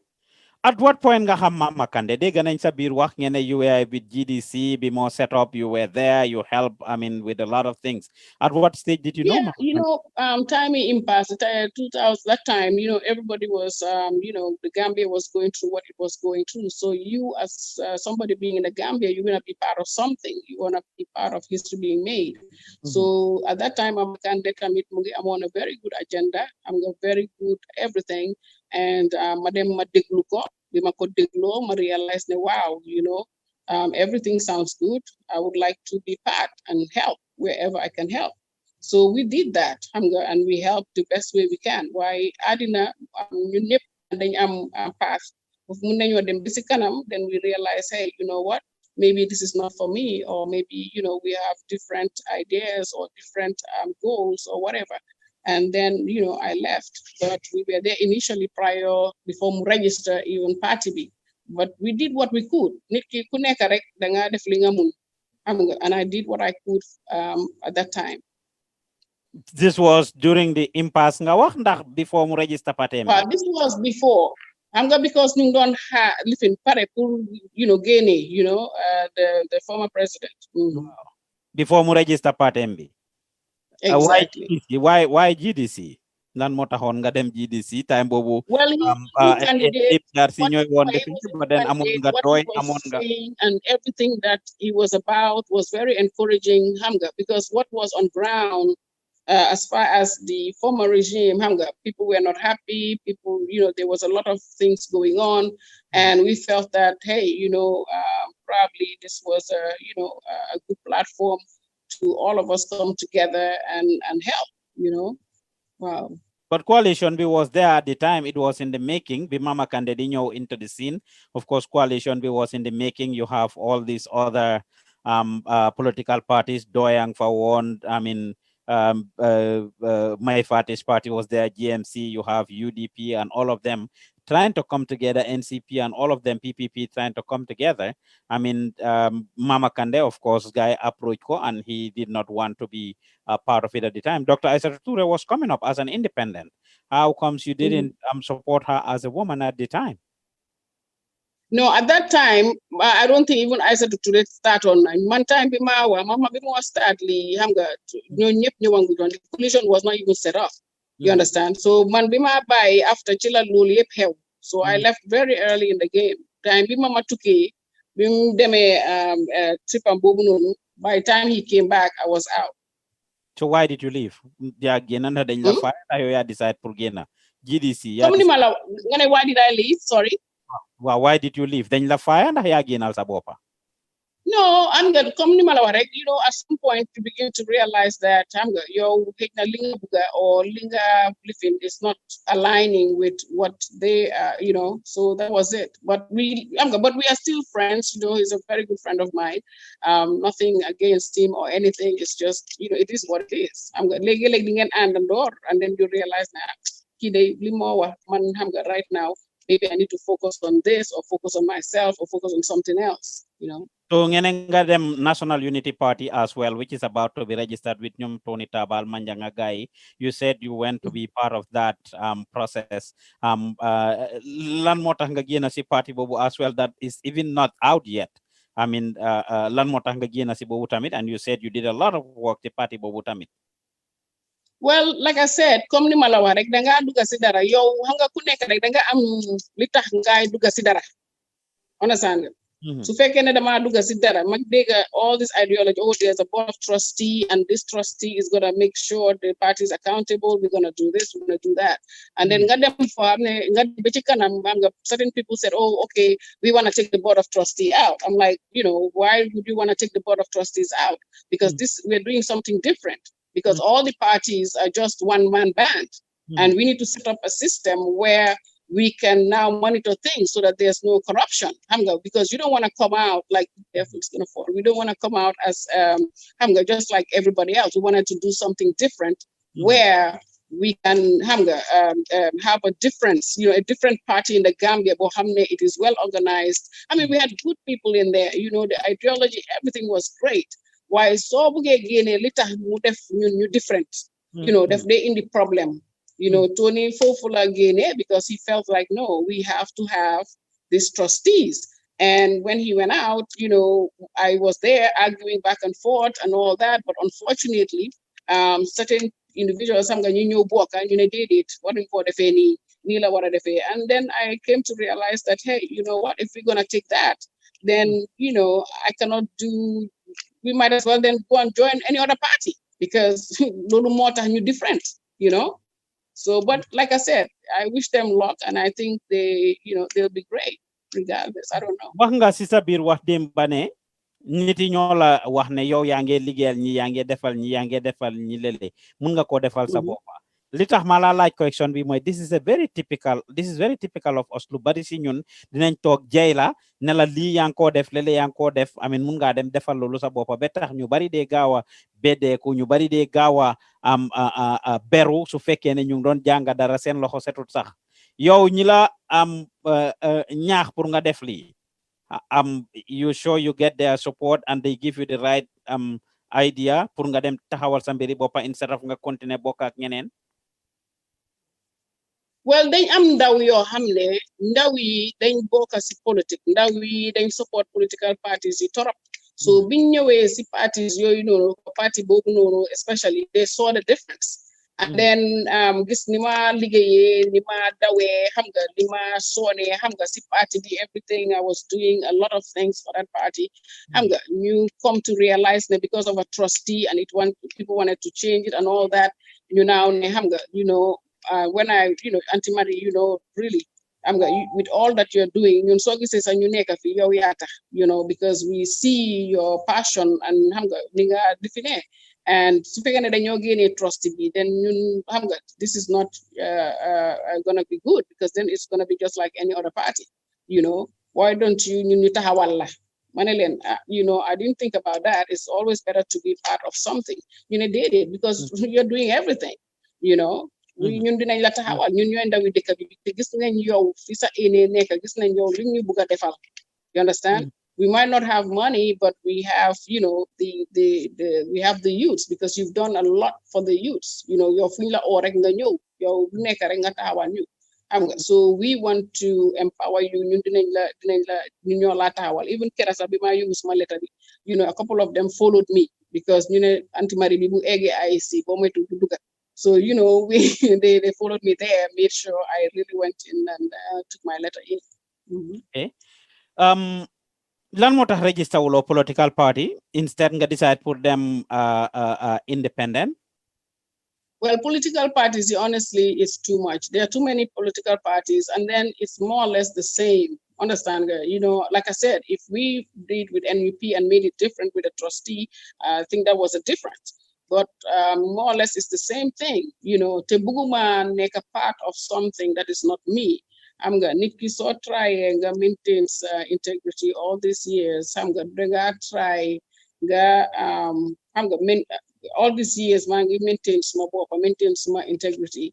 I don't want to get into something that can damage my image tomorrow because for me affaire is about my image, and my integrity, so my whole everything and anyway so when I'm going independent because and when we go independent it's going to be harder because what are we Auntie Marie, just do it independent, we will follow whatever. So that encouraged me okay, because I'm not going to join anyone because I just want to do this on my own and take it to wherever it can go, and stand for the youth and stand for the women.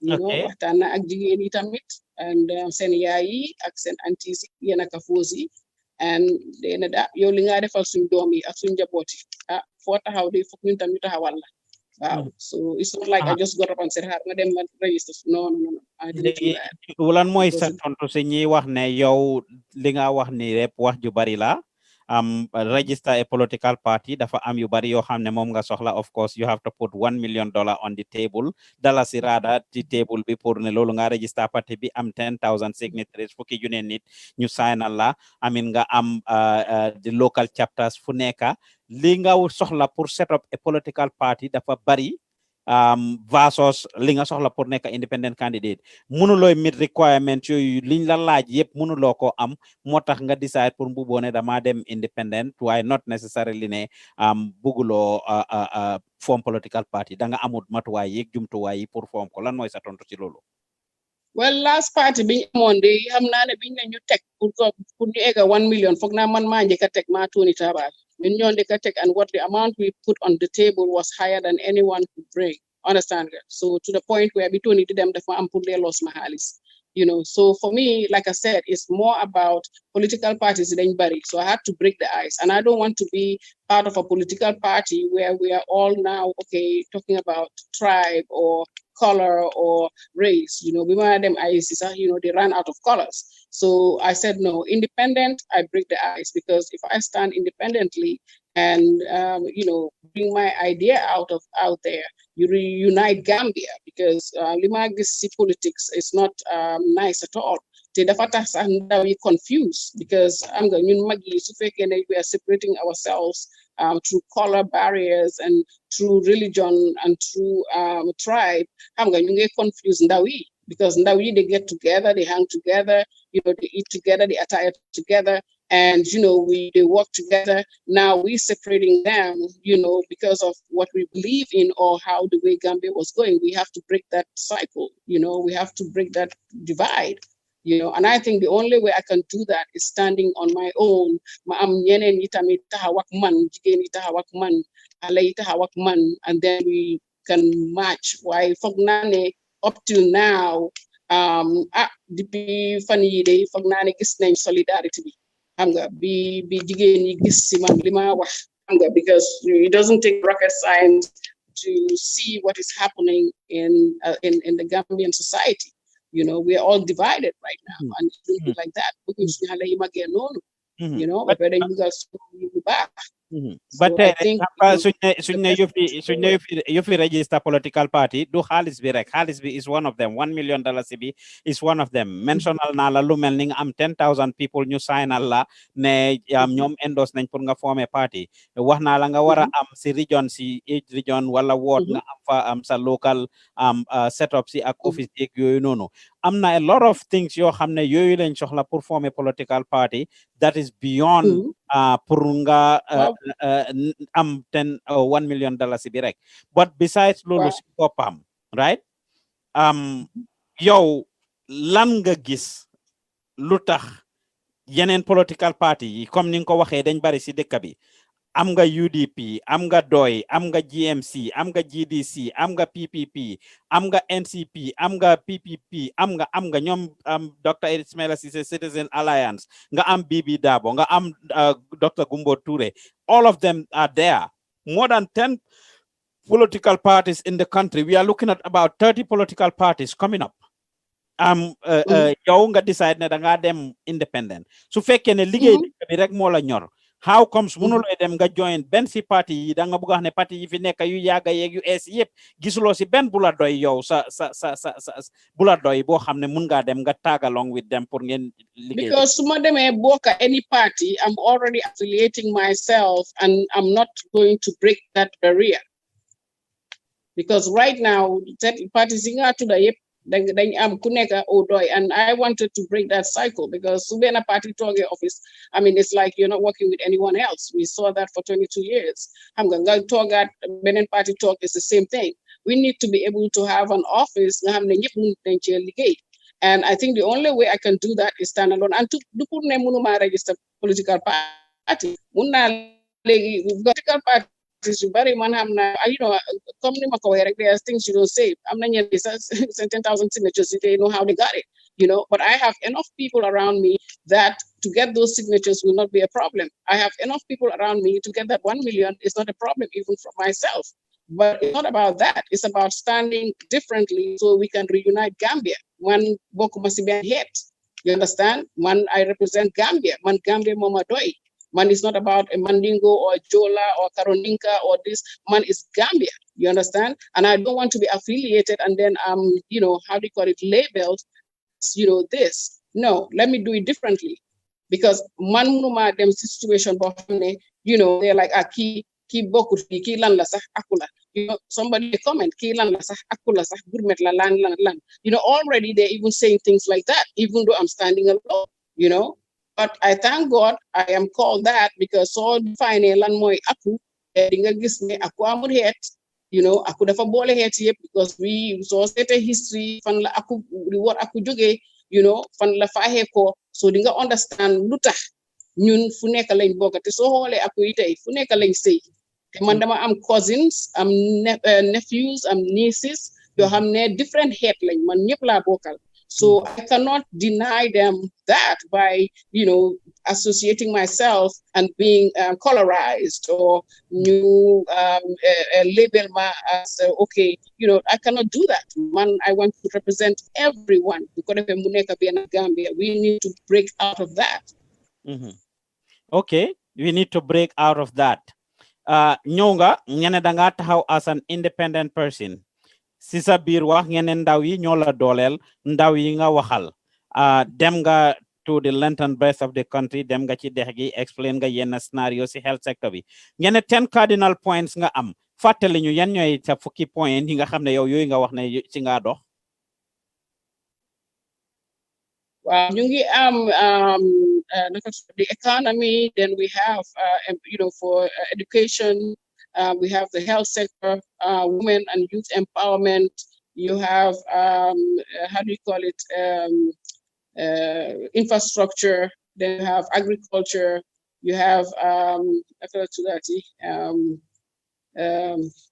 minimum wage and you know, creating jobs, minimum wage. And for now, I'm tired. Well, agulo ci ten waaye sima doon buga ñëw rek mooy ñu bari ñu ne understand lo issues yi nga xam ne ñoo nekk ci dëkk bi sax parce que three of maybe yi nga mention ay minimum wage creating jobs ak yooyu yëpp they are all under the same department or the same ministry or in the same category. I mean pour nga ñëw rek ne da nga divide things noonu ñeneen ñu ne understand lo issues yi sax ak ni dëkk bi di demee lan mooy sa tontu ci ñooñu.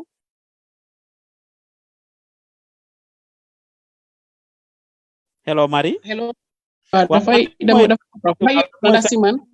Waaw am foog naa si yow la lan mooy sa tontu si ñuy wax ne understand loo issue si parce que points yi nga wax noonu 10 cardinal points yi nga wax each of them dina am ñaar wala ñett yoo xam ne dañuy relate ñoom seen boppa ne yow understand loo sax I mean the system ak bi nga war a demee waaw nga war a jël ne okay am creating employment minimum wage ak all of those things are related and this could be one tax mun looy categorize ne okay dina dox si bi especially already am nañ certain things yoo xam ne they've been established like Ministry of Health Education nga am fele ne infrastructure wala differently yow nga ñëw nga break down yenn some of these things why did you break it down like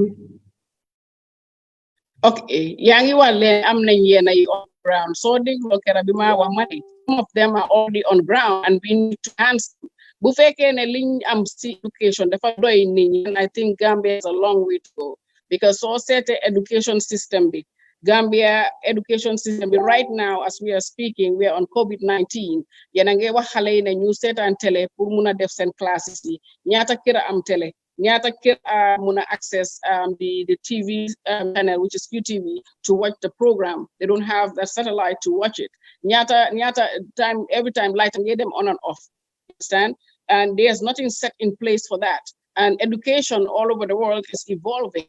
So su fekkee ne ñun schools yi ñu am nii rek daf ñu doy and it's a very sad situation because last time I checked am na benn school boo xam ne mënuñu woon a print and test papers only because I gave them a little bit of money to buy cash power which they said wow li sax dafa bari mun nañoo test suñ test papers yi mun nañoo use suñ lab bi you know our computer lab that's a shame. So even though we have this on place, but it's not enough. And you're talking about few schools, Bena University, you know, you go to the university, people are crowded there, you know, doing talk. We need to be able to build 3-4 universities. We need to be able to add more colleges. We need to be able to build proper schools in the villages. So I mean, schools in the village is some type of low fence school with a same corrugate with very poor toilet facilities. You understand? Nga ñëwaati si biir dëkk bi sax am na benn jigéen bu ma ne ñun xam lu bari sax dañ ko dee yóbbu si dëkk bi waaye we around here our schools need to be fixed and these are public schools. Not everyone can afford private schools. The private schools right now they're into how do you call it and computer technology. The kids are doing their homework. They're sitting live. My daughter sits here and does her homework on her computer. It's a private school. They have that access. So if a private school can have it in the Gambia, then all the schools should be able to have it. You understand? Lopitan amnafi, health sector. Then if we have a proper health sector, how comes people are still dying? Women are dying of childbirth.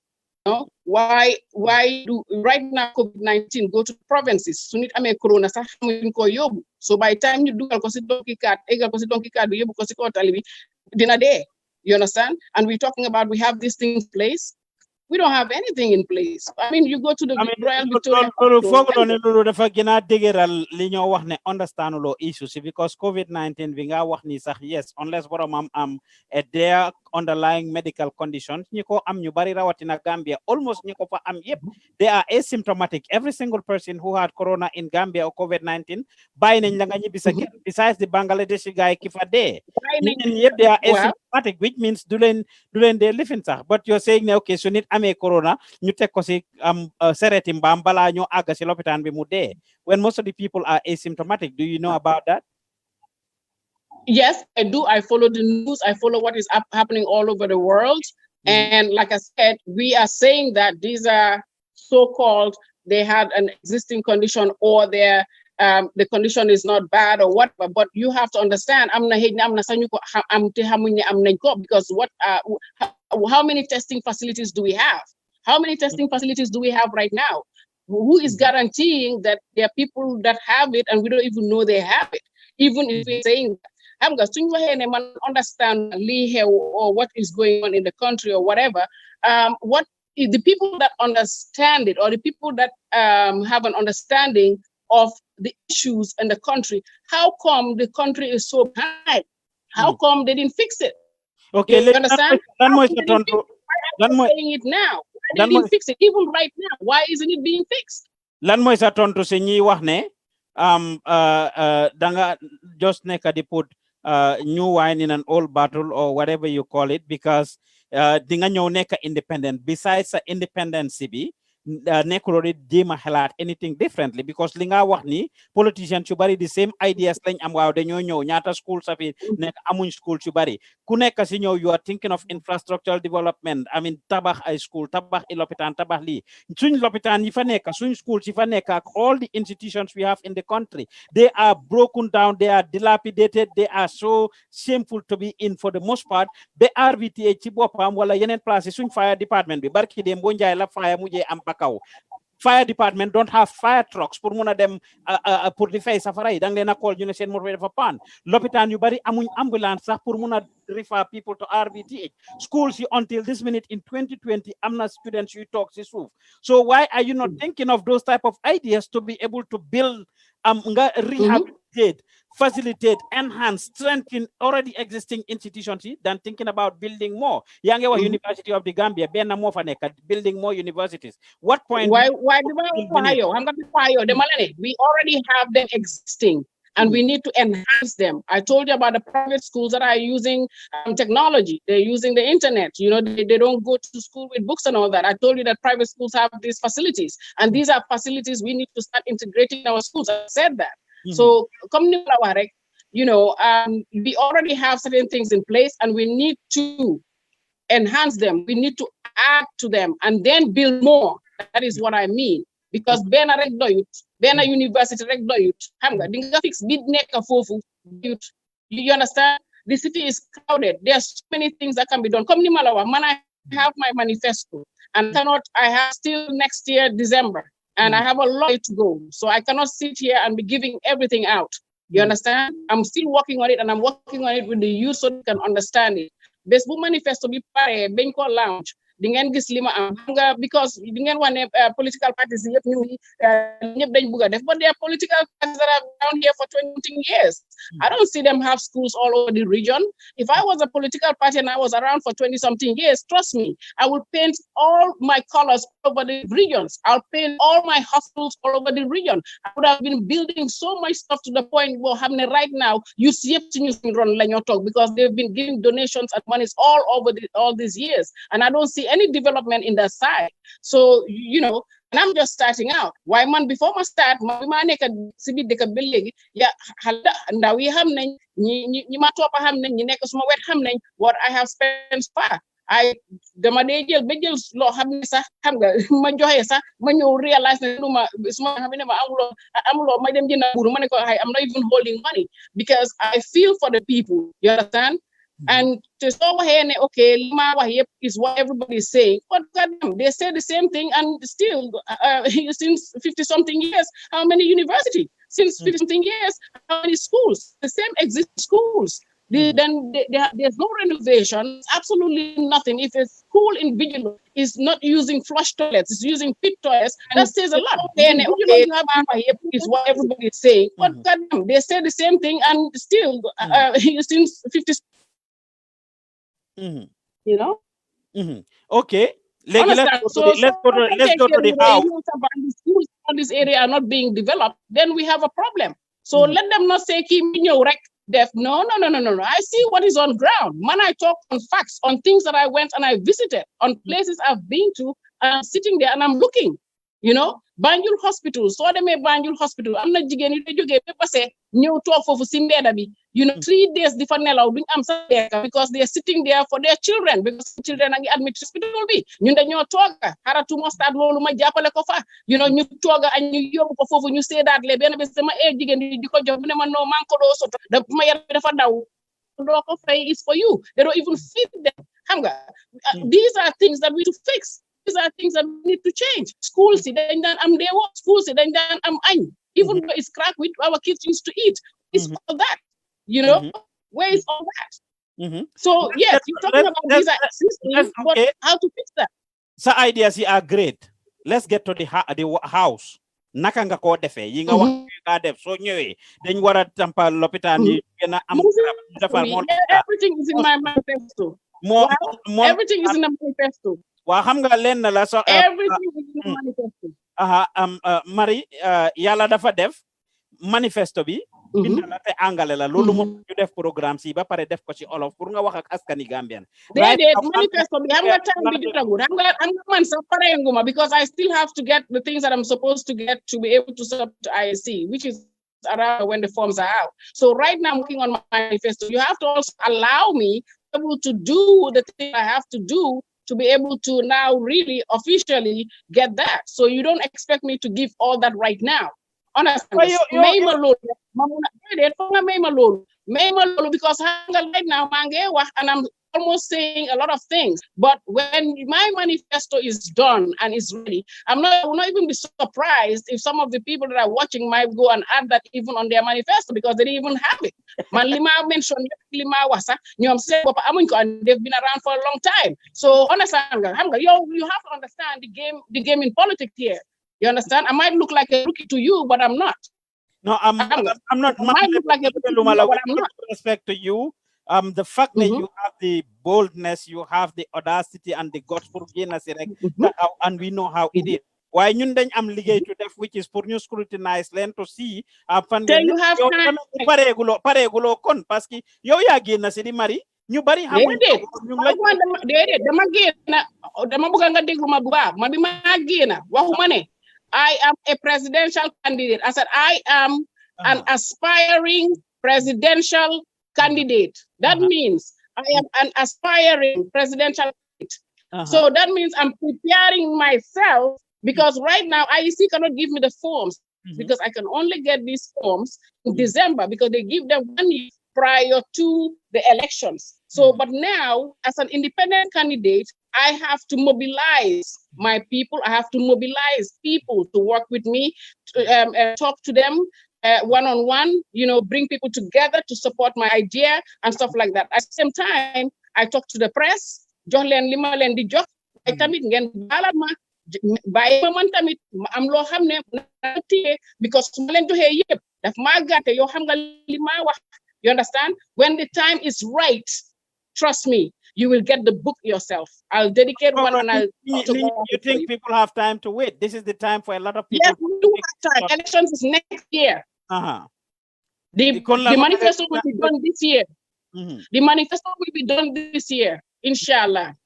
so di nga génne sa manifesto bi su génne dinañ fa gis this year. naka nga defee Dafa yëpp. I was asking you mooy question bi ma la laaj everything. how question naka nga Everything. defee yëpp okay di nga The génne problem and the how.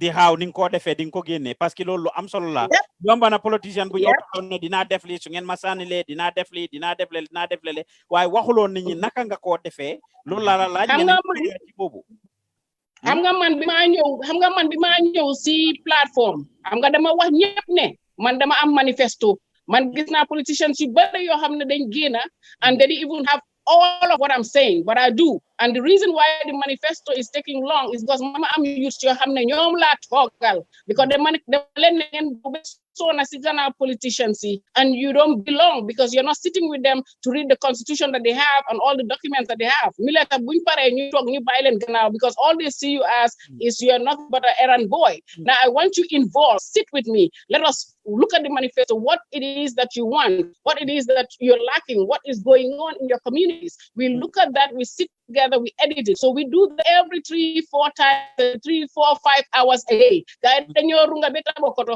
runga be fiñ deka just to know yes sanyoma e anti mari we manaka today is Saturday we have to finish this manifesto you know because we still have to send it somewhere so that they can look at it proper you know so they're motivated they're excited because linguist manifesto bi dafa wax ak ñoom liñ gis pour seen ndey si manifesto bi dafa wax ak ñoom liñ gis si dëkk bi dafa wax ak ñoom and they sit there with me and things that I miss they had things that they miss said if you do this what about this we work together I said be part of a change Bulen just be errand boys and girls be part of the change okay so you have to allow yo lan mooy sa tontu continue wax ne da nga waroon a li parce que already people are making that comment ñi seetaan ñu ngi binda that comment si boppam sax ne kon yow pareeguloo balaa ngaa génn di wax ak media bi which of course you will have a lot more media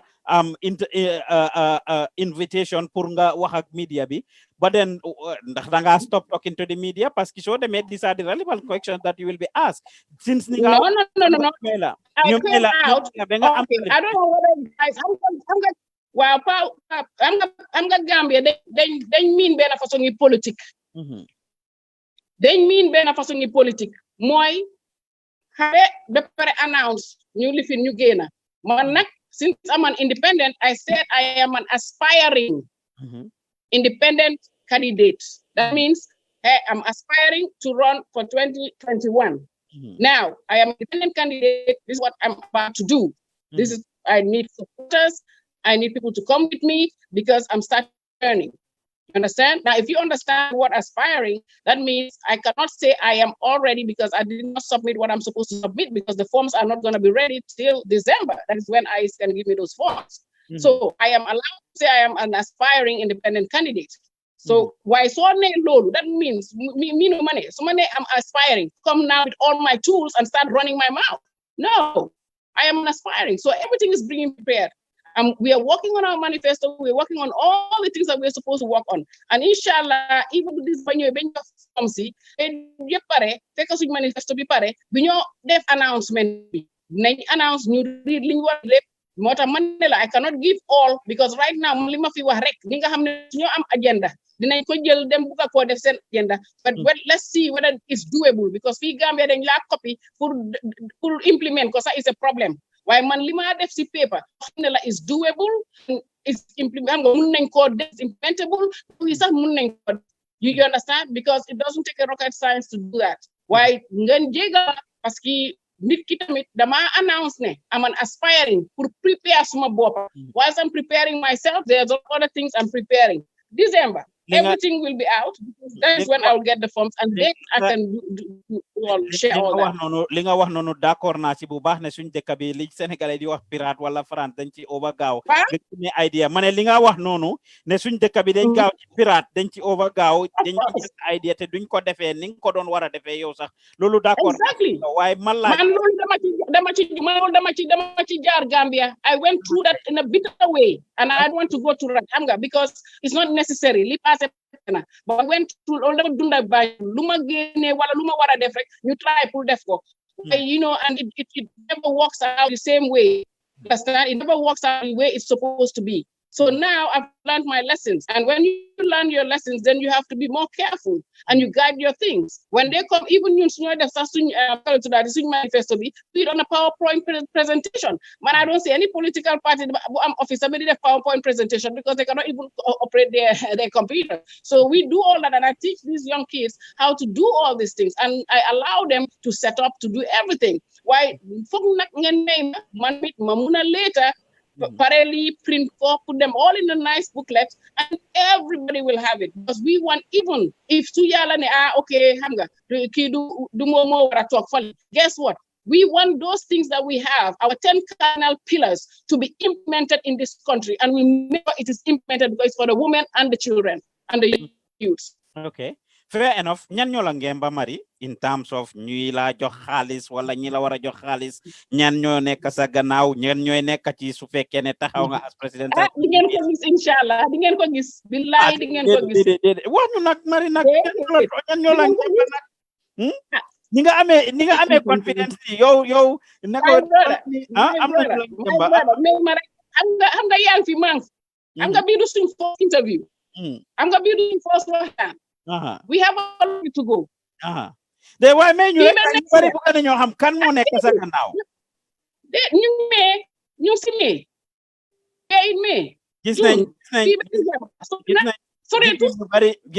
jigéen ñu bari especially on the internet ñu ngi la endorse wala ñu ngi wax ci sa affaire and expressing hope.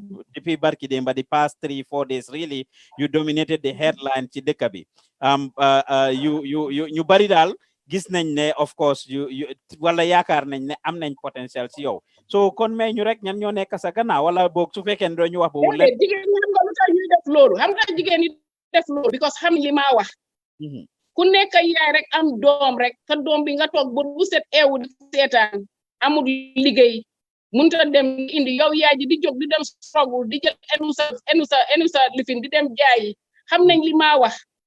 They are working here and helping the community. And they're all doing a fantastic job. But it shouldn't be like that. They after 50-something years. Because they're all, you see, I talk from the heart, because the thing I see is what they see, I understand it.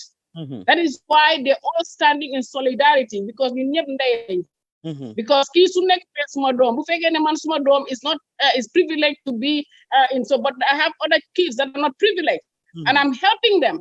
For me to be able to help them in a bigger capacity, I have to do something grand to be able to do that, and these women identify with that. And these kids, these youths, they identify with that. They identify with that. Okay. Moo tax nga gis social media mel ni mel, parce que jigéen ñi dañ jóg, jigéen ñi ñoo fay togal politicians yi, jigéen ñoo fa togal góor yi, while all this time we have been nothing but jigéen ñi dañ ñu dee fàtte, you know, they put us down. Jollof Entertainment mu ngi seetaan on Instagram mu ne sa educational background la bëgg a xam fan nga em ci jànga. Mention nga be wax dem nga be am 2 years degree in arts, and then you also did I did 2 years extra in art, which is normally like an associate, but unfortunately Gambia Du Dem recognized. And then I did a lot of certification. You know, I went to Kankaki College. I did a lot of certification in business. I did a lot of, right now as I'm speaking to you, and of course online. I'm always doing something to help myself, because at that time, college, you know, and then I have other responsibilities. But I thank God, God blessed me enough to be able to pay for myself to get certification in certain areas that I need at the time that I'm doing the things I do. So if you put all my certifications together, I'm again and at the end of the day, it's like it's so much, you know, and I think I'm well-rounded. You know, I can do anything I want to do, any field, I can be part of that, you know, and this is why I'm versatile. You know, in life, you have to be versatile, you know. Let me ask you this. Are you going to have a vice president? I'm a running mate. From the campaign, them announce. I mean, vice president. Definitely. How are you going to do it? ñan ñoo nekk sa Definitely. ñan mooy nekk sa vice presidential candidate and who are the people on your team too ñan la mari di liggéeyal yow kenn rek lañ gis yow rek kan They come right there with me. Come, they want to see your faces. come on wax ñu gaay nañ xam ñan nga àndal ñan ñoo nekk sa gannaaw Inshallah, di ngeen leen gis xam nga comme ni ma la wax rek xam nga léegi rek baa ngi ne everywhere, you know, you will see them behind me. Xam nga the youths are there, xam nga jigéen yang mashallah, and you will see them. You understand? Bu leen yàkkamti because like I said, man dama teel a jóg because I'm independent, why I had to bring this message out because I want the women to understand that I'm here for the women. Xam nga pour ñu jàppale ma ñu mun a change system bi ñu mun a change di fi nekk and comme ni ma wax rek soo déggee man everyday li ma dee wax mooy soo déggee man everyday li ma dee wax mooy ñu try because ñu nekk benn. You know, all this political divide. Man suma nekkee office, mun naa liggéey anybody. I don't care. Bu ebo nga sol green suuf be kaw, wala yellow suuf be kaw, wala purple, wala any color, wala white suuf be kaw. All I want you to do is work. Because at the end of the day, we want to move this country forward. We want to get in line with all these other countries. Senegal raw nañu be rawati ñu. You know, I remember days nga xam ne Senegalese fi dañu ñoo def yépp. Fii la ñoo def everything, you know, do shopping, do everything. You know, Gambia more neex, Gambia more live. We are so advanced. Why for some reason we lapsed. And right now, you know, buñ ko sévute ñun jigéen, ñun ndey yi, ñun yaay yi, ñun tante yi, ñun maam yi. Suñ ko sévute, suñ doom yi, suñ grandkids yi ñooy suffer. And they're already suffering. This is one of the reasons they are running, they're going back way. Ay jigéen did them back way, knowing that the journey is so harsh. Why? Because they don't want to stay home, because there's nothing here.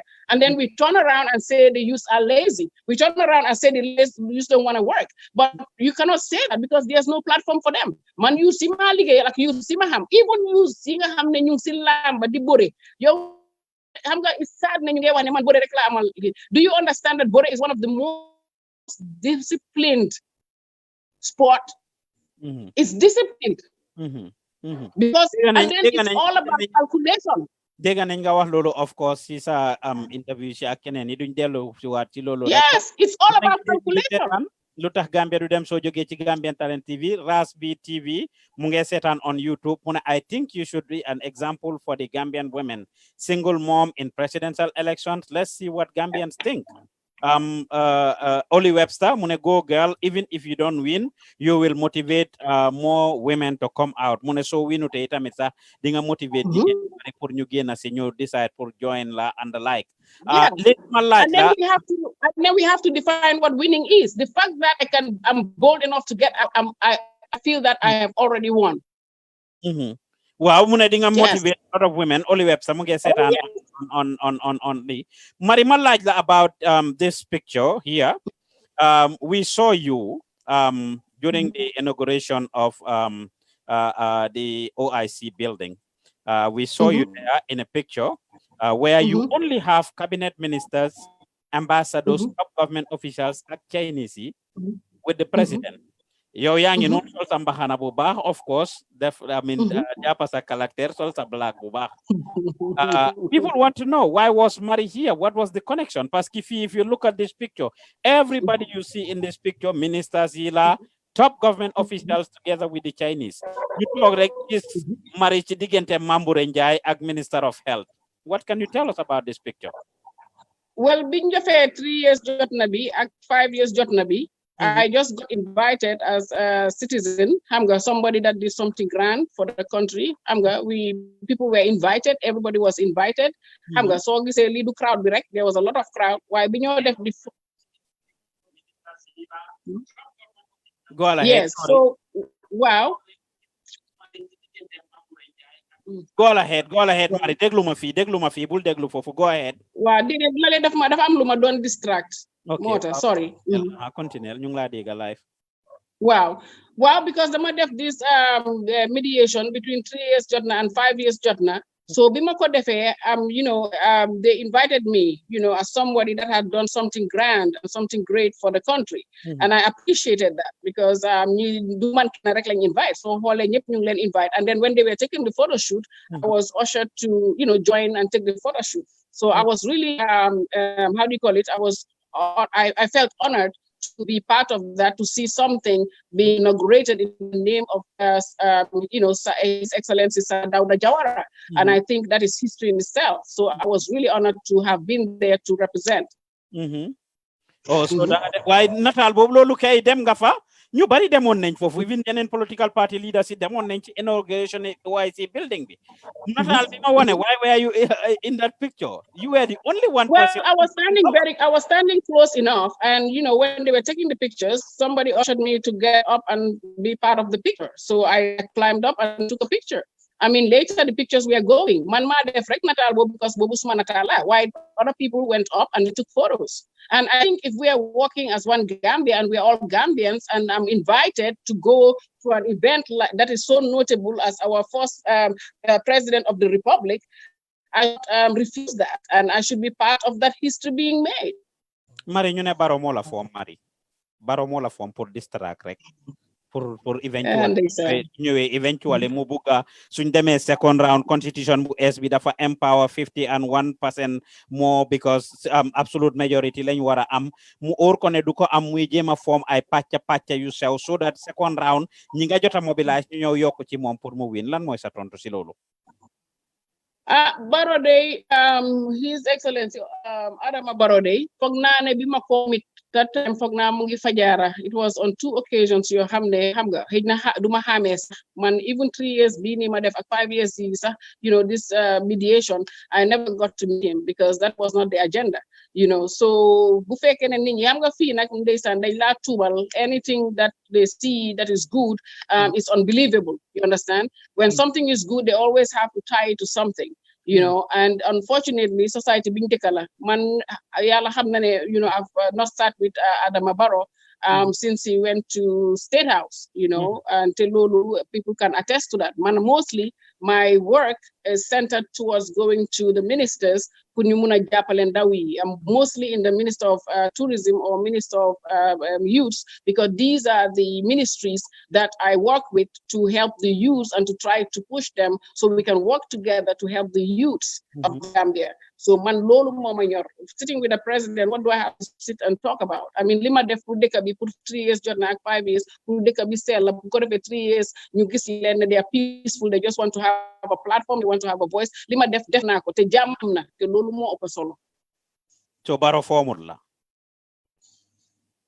Barrow formul ma solo bu ngeen like ko tamit because he didn't form me. Zil Madrid on Instagram. Suma formon. Xëy na ni konté suma agenda dina don align ak bosam. Dene jiñon nañ ko fi Mama Kandeh ne Yaya Jammeh moo ko form, but they saw that he stayed after Yaya Jammeh. So history is repeating itself. Exactly. That is what I'm telling you. Anything that is too good to be true. Anything that is too good to be true will be stained. You understand? And it is sad ne dëkk bi nii la ñoo xalaatee. Man su fekkoon ne Adama Barrow moo ma form ni duma won den pour taxaw sa independent, I would have just gone. I mean, my friend su fekkee dafa ne woon come and help me walk, I would go and help him walk. But so gisee may taxaw because dama gis loo xam ne xale yi they are not being involved. Xale yi they need representation. The woman needs somebody to represent them. That was the case, then it's easy. I can say, hey, you know what? I want to be this so-and-so so I can help with the kids. But no, I stood as an independent candidate and so that I can help and promote the women, and the youths so that they can have a voice. Because fi jigéen ni amuñ baat, xale yi amuñ baat, nekkuñ di leen déglu. So I stand for them. Well, Zil Madrisa mu ngi seetaan on Instagram mu ne bro, this lady don't know what she's talking about, and she will end up in another political party. Trust me. So yes, we have you on record to say that you will maintain your independence all through presidential living. Xam nga gaay laaj nañ la sa press conference ne buzz nga wor ak yoy yep answer nga what you are looking for, that you are going to maintain your lead. So can we have you on record to say that come rain, come shine, you are not moving? I said to everyone, the political parties can endorse me so I can stand and break this norm of color and race, color and religion and tribe. And if I join any party, if I go and join any party, then I am not fulfilling the reason why I am an independent candidate. Okay. Am na kuma wahal tey si suba si nii actually a political top official of a political party, and the person's response, and this is not something I'm making up. The person's response. So what is the name of that person? Like, what is the name of that person? Well, this is for you to answer the questions. I will keep them anonymous at this point, but I will not tell you the name. But I am very serious. It's not something I'm making up. The person said we are trying to reach out to them to get their reaction to your statement actually. And if you follow our platform, you will see that we will get the reaction of some of the political parties to your call. Pour ñom ñu endorse la. And what this politician said was, Mari must be very interesting. Ndax ñun we spend a long time to actually build our political parties, to do all the things we do, set up the foundation, exist for years. She just wants it on a silver platter. It's not going to happen, not in a million years. I mean, you just want attention. What is your reaction? Well, I said it yesterday. Like I said, if you follow our platform before the end of the week, you will see us, some of these people, because we are trying to mobilize for them to react to your statement. Well, like I said before, I'm not forcing them to endorse me. Let me put it that way. I'm not forcing them to endorse me, but I feel that it is a better platform for all of us to come together as one. But I think I have enough youths and women behind me that I can make a difference on my own. And if they let us go and let us keep on going. I will shake this country. Woman, you are very confident, and I like that. Oh yes. If I'm not confident, the people will not. If I don't have confidence in myself, people will not feel confident to be with me. You know, I have to have it in me first before they can have faith in me and believe in me to be able to come with me and stand with me. But let's break this down. So when you endorse, you bari don't understand. So break it down. No problem. Lan nga buga political party yi ñu def ñu indi la yow teg la nga jiite seen parti yi ndax da nga buga pour ñoom ñu bàyyi seen parti yi ñoo jokku la yow nga jiite leen naka nga what do you mean ñu endorse la breagal ko down Gambian. Okay. Wow. Okay. You know, when they say when you watch other politics, you know, and they said we endorse her, you know, because what she's saying, I think this is the way to go. That way we can all have one voice and we see that voice in her. You understand? Because they are so hungry for power, they cannot stomach that. Because they said we built this party for so many years, and she just wants to come in and think that she can lead all of us. Because right now they're all messed up. You know, everybody's just into for themselves. And I think that if we do that, because I'm neutral, and I think if we are neutral, if I'm neutral, we can be able to work together and take this country forward. Okay. You know, and when you endorse somebody, that's what, if you say, okay, I'm party so-and-so, I endorse her. Okay. That means you believe in what she says, because it's going to break what we have right now and bring us together. Okay. So they cannot phantom that, because it's never been said, it's never been done. Years for build party and be put there. But if you took all these years to build your party and get all these sponsors, my friend, what have you done? Well, because so then def waruna def then do len ma jox chance pour ma taw ndi kon duma am platform pour sa pour taw ma tawé ni ñi ne mané yow lo fay def ñi def nañ deka bi is what do we need? But actually all these things have not been done, and that is why the gate is open for everybody to stand. Too cheap. Why don't you just go and work for it like they did? You want it. But that is what I'm doing right now. Like I said, whether they endorse or not, hey, it is what it is. I can still stand on my own because I know what I have. And I have good women, the women of Gambia, not only women of Gambia, because all African women, the African women all over the world will see themselves in me. Because there are some women that are there, strong, powerful, but they don't have a voice. I am that voice. Well, and I want to stand as well for the young people. Our young people, they're shy. I want to bring them out to show what they have, their capacity. We need to help them so that when they travel, when they go out, they can speak out. Right now, we have people in the office, forum, all these UN forums and all this. The Gambia doesn't participate. They're just sitting there taking notes. They don't even bring a report. We need to break that. We need to have people who can talk for the Gambia, speak for the Gambia, so that our agendas can be realized. What we need for the Gambia is being done. But you go there and you come, you get your per diem and you come and you just, give a little report and that's it. We don't even know what has happened when you went. So we need to break that with our kids. So you don't want to have what confident then I'm here to give them that, because the young people that are around me, that is what I do for them. Mari, you just like to make noise. But well, my interview, so like I said, they will say I want to make noise, like I said, because they want to know more, want to see what is in my manifesto, and they want to copy the manifesto maybe and have an agenda or whatever, but I cannot give them that. So right now, all I can do is talk and follow, my, just stay focused and do what I have to do. Like I said, time will tell. Let us see who's making, let's see who's making noise. Okay, I'm now a post that you put out on social media, and some people are concerned about her personality, her integrity.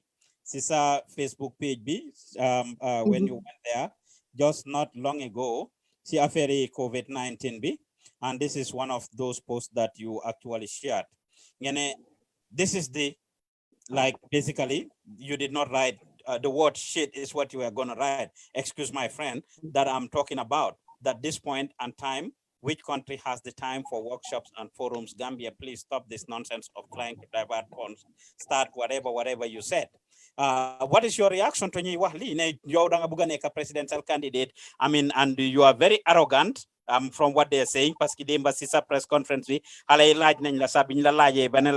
of the journalists ask you about your personality and that you are just looking for buzz. Them like send they accent send mommy, they know me, and that you are very pompous and cocky. And then these type of statements you are writing don't definitely tell well on you. What is your reaction to people who will pull things like this? Danga pompous, danga cocky, and that type of language that you use amul respect. Journalists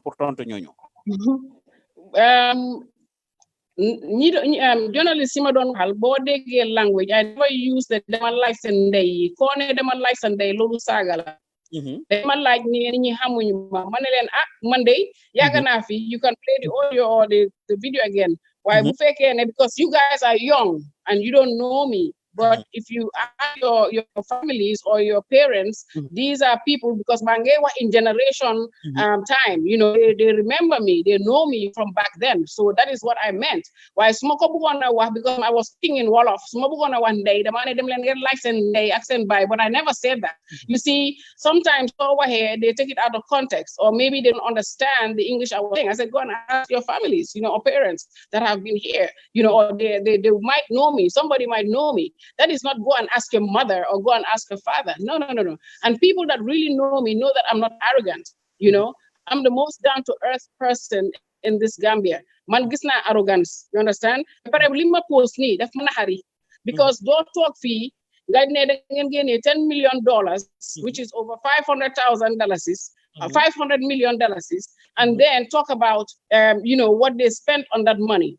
And they don't talk about there's no hospital, there's no preparedness, there's nothing. All that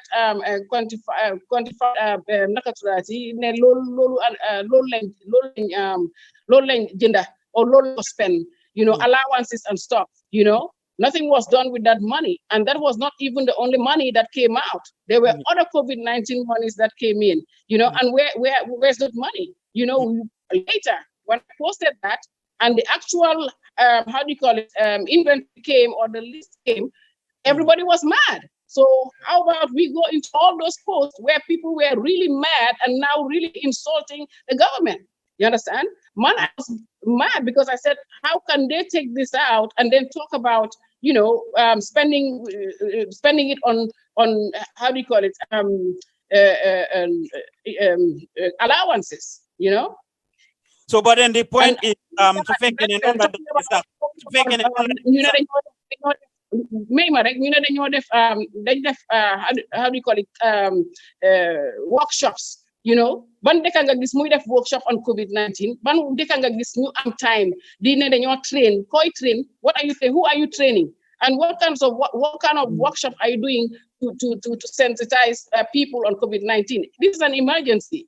This is something that they are supposed to get up and start fixing the hospital by get prepared just in case, we have it bad here, get ourselves really ready. That way, when we have a case or cases, we are ready, we are prepared. It has to take private sectors to do it. It has to take somebody like TAF to build something within 2 weeks. It has to take other people to get up and make masks, other people to get up and start living, even the rice they're talking about. And then now the rice personalized that, it was a gift from. No, that is the money, part of that money. It's not a gift. It's the people's money, It's people's money. And then the rice is not even enough. Now the trucks are back there.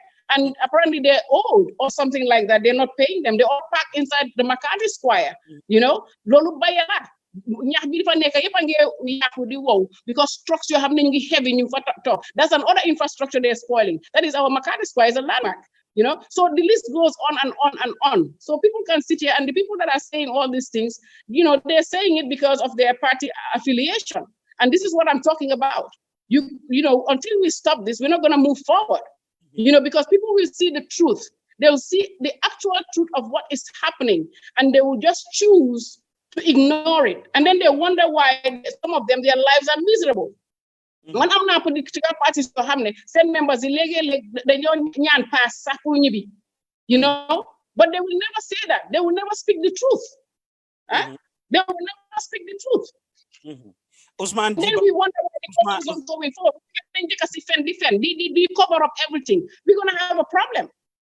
But the question is, why did you have to insult or use the word shit? That's what Lolunga don't jema for. Well, I did. I put S and asterisk and T, so you can interpret it. You can interpret it anyhow. But then did you see the what we are referring to? Though, so binde Lolo hanadu shit. Did you see the word? What you're saying there, or do you see S? Pull it up again. Okay, let me tell me what you see. Certainly, malaj la rek yow sa bopam nga yow ya ko binda. Dama laaj lan nga fa gis. Xam nga yow tam yang ko xol, wax ma rek lan nga fa gis. It's definitely normally when you write this, you are referring to shit, S-H-I-T. I mean, it can be short. It can be short. It can be S-H-O-T. Okay, malaj la yow lan nga don mean do. Ngene da nga mer, you already admit ngene da nga meron. Well, and that is why I said it like that, because when you don't want to say a nasty word, you just cut it down like, wow. It can be, wow, this is some shame, or this is, what it is, excuse my friends. Okay. So what were you referring to? Were you not referring to the word shit? At that precise time, no. Okay. All right. You continue. Because I don't use that word on a daily basis. I don't use it at all. Because it is some of the things that people who have, after you announce your interest, people are going through your social media and looking for. Yeah, and they can go. I have a pass too. I have social media I have my pictures there. I have my family there. I have things there, And like I said, I did a lot of things. I work, and these things are there. And I didn't take it down. I could have taken it down and shut all that up. No, but this is me. This is, a regular woman, a single woman with my children, raising kids and doing my thing and working hard and helping the people I can help, Of course, people can go back and start judging me from those. This is another picture that you have been criticized for. You are showing a lot of skin. I mean, that Danganeka president, the one is IRMB, the one different parts of your body, Sako, Sisu, different places. I mean, together with some. What is your reaction to people who are judging you based on these pictures? Sakawarbi, Ninkokote, Aksayarambi, Ninga, one a lot of skin. What is your reaction to people who are? I'm gonna start Sidekabi. ñu ngi toog fii am ñoo xam ne tey suñ gisee ñu ngi romba suñ gisee jànga yi solu nii sax ñu tees leen you understand suñ gisee tubaab ñëw si dëkk bi ñu toppala and they accept it because they are foreigners. But you as a Gambian, when you dress like this is a summer dress, dafa tanga, it's a summer dress. I was going out and I put on my beautiful summer dress. My daughter said, Mommy, this is beautiful, Monatalma, and I went out because it's hot. Gambia dafa tànga man pour man I try to most of the time I'm sitting on the AC. My car is AC 24/7 because of tànga. So I put on white tape mangi tall t-shirt. So what are they saying with a t-shirt and my cap? You know, because I'm wearing a t-shirt and a cap. And today because I was outside with my tennis shoes and all that. So I'm versatile. Tutange and I'm going out to the store or whatever. I put on what I want, you know. But of course, so talk a bit, or of course, I have to check what I wear. I have to begin to say, you know what, I'm an example. But this is something that I was doing in my own personal life. So they cannot judge me based on that. Okay, in fact, that's what I was going to ask you, Nelanda. So they may be president de Kabi, you will still be dressing like this. Why so Again, ñi sétan natal bi bari ñi nekk dédé may ma rek xam nga natal yi dañ bay lu tax génné wëñ bi nga xamné dama fa sol mbaxana lu tax génné wëñ yi nga xamné ma ngi sol african ma musóoru lu tax génné wëñ yi nga xamné ma ngi sol lu gudda be moy watatu ñu génné ñu hand pick 2 or 3 pictures trying to bring me down, but guess what, it doesn't bring me down because that is me and I have a personal life and I have a personal life prior to all this. You know, now, of course, I have young people around me, like them, you know, I motivate them. When I go to government offices, they see me, I dress differently. I don't wear that when I'm even going for a meeting in any office in the government. Even when I was going to the inauguration, did you see how covered I was? So they didn't mention that. So I have a personal life too. Okay. Even the president of the United States and his wife, they have a personal life. The wife can be at a beach and in a bikini, but I've never done that because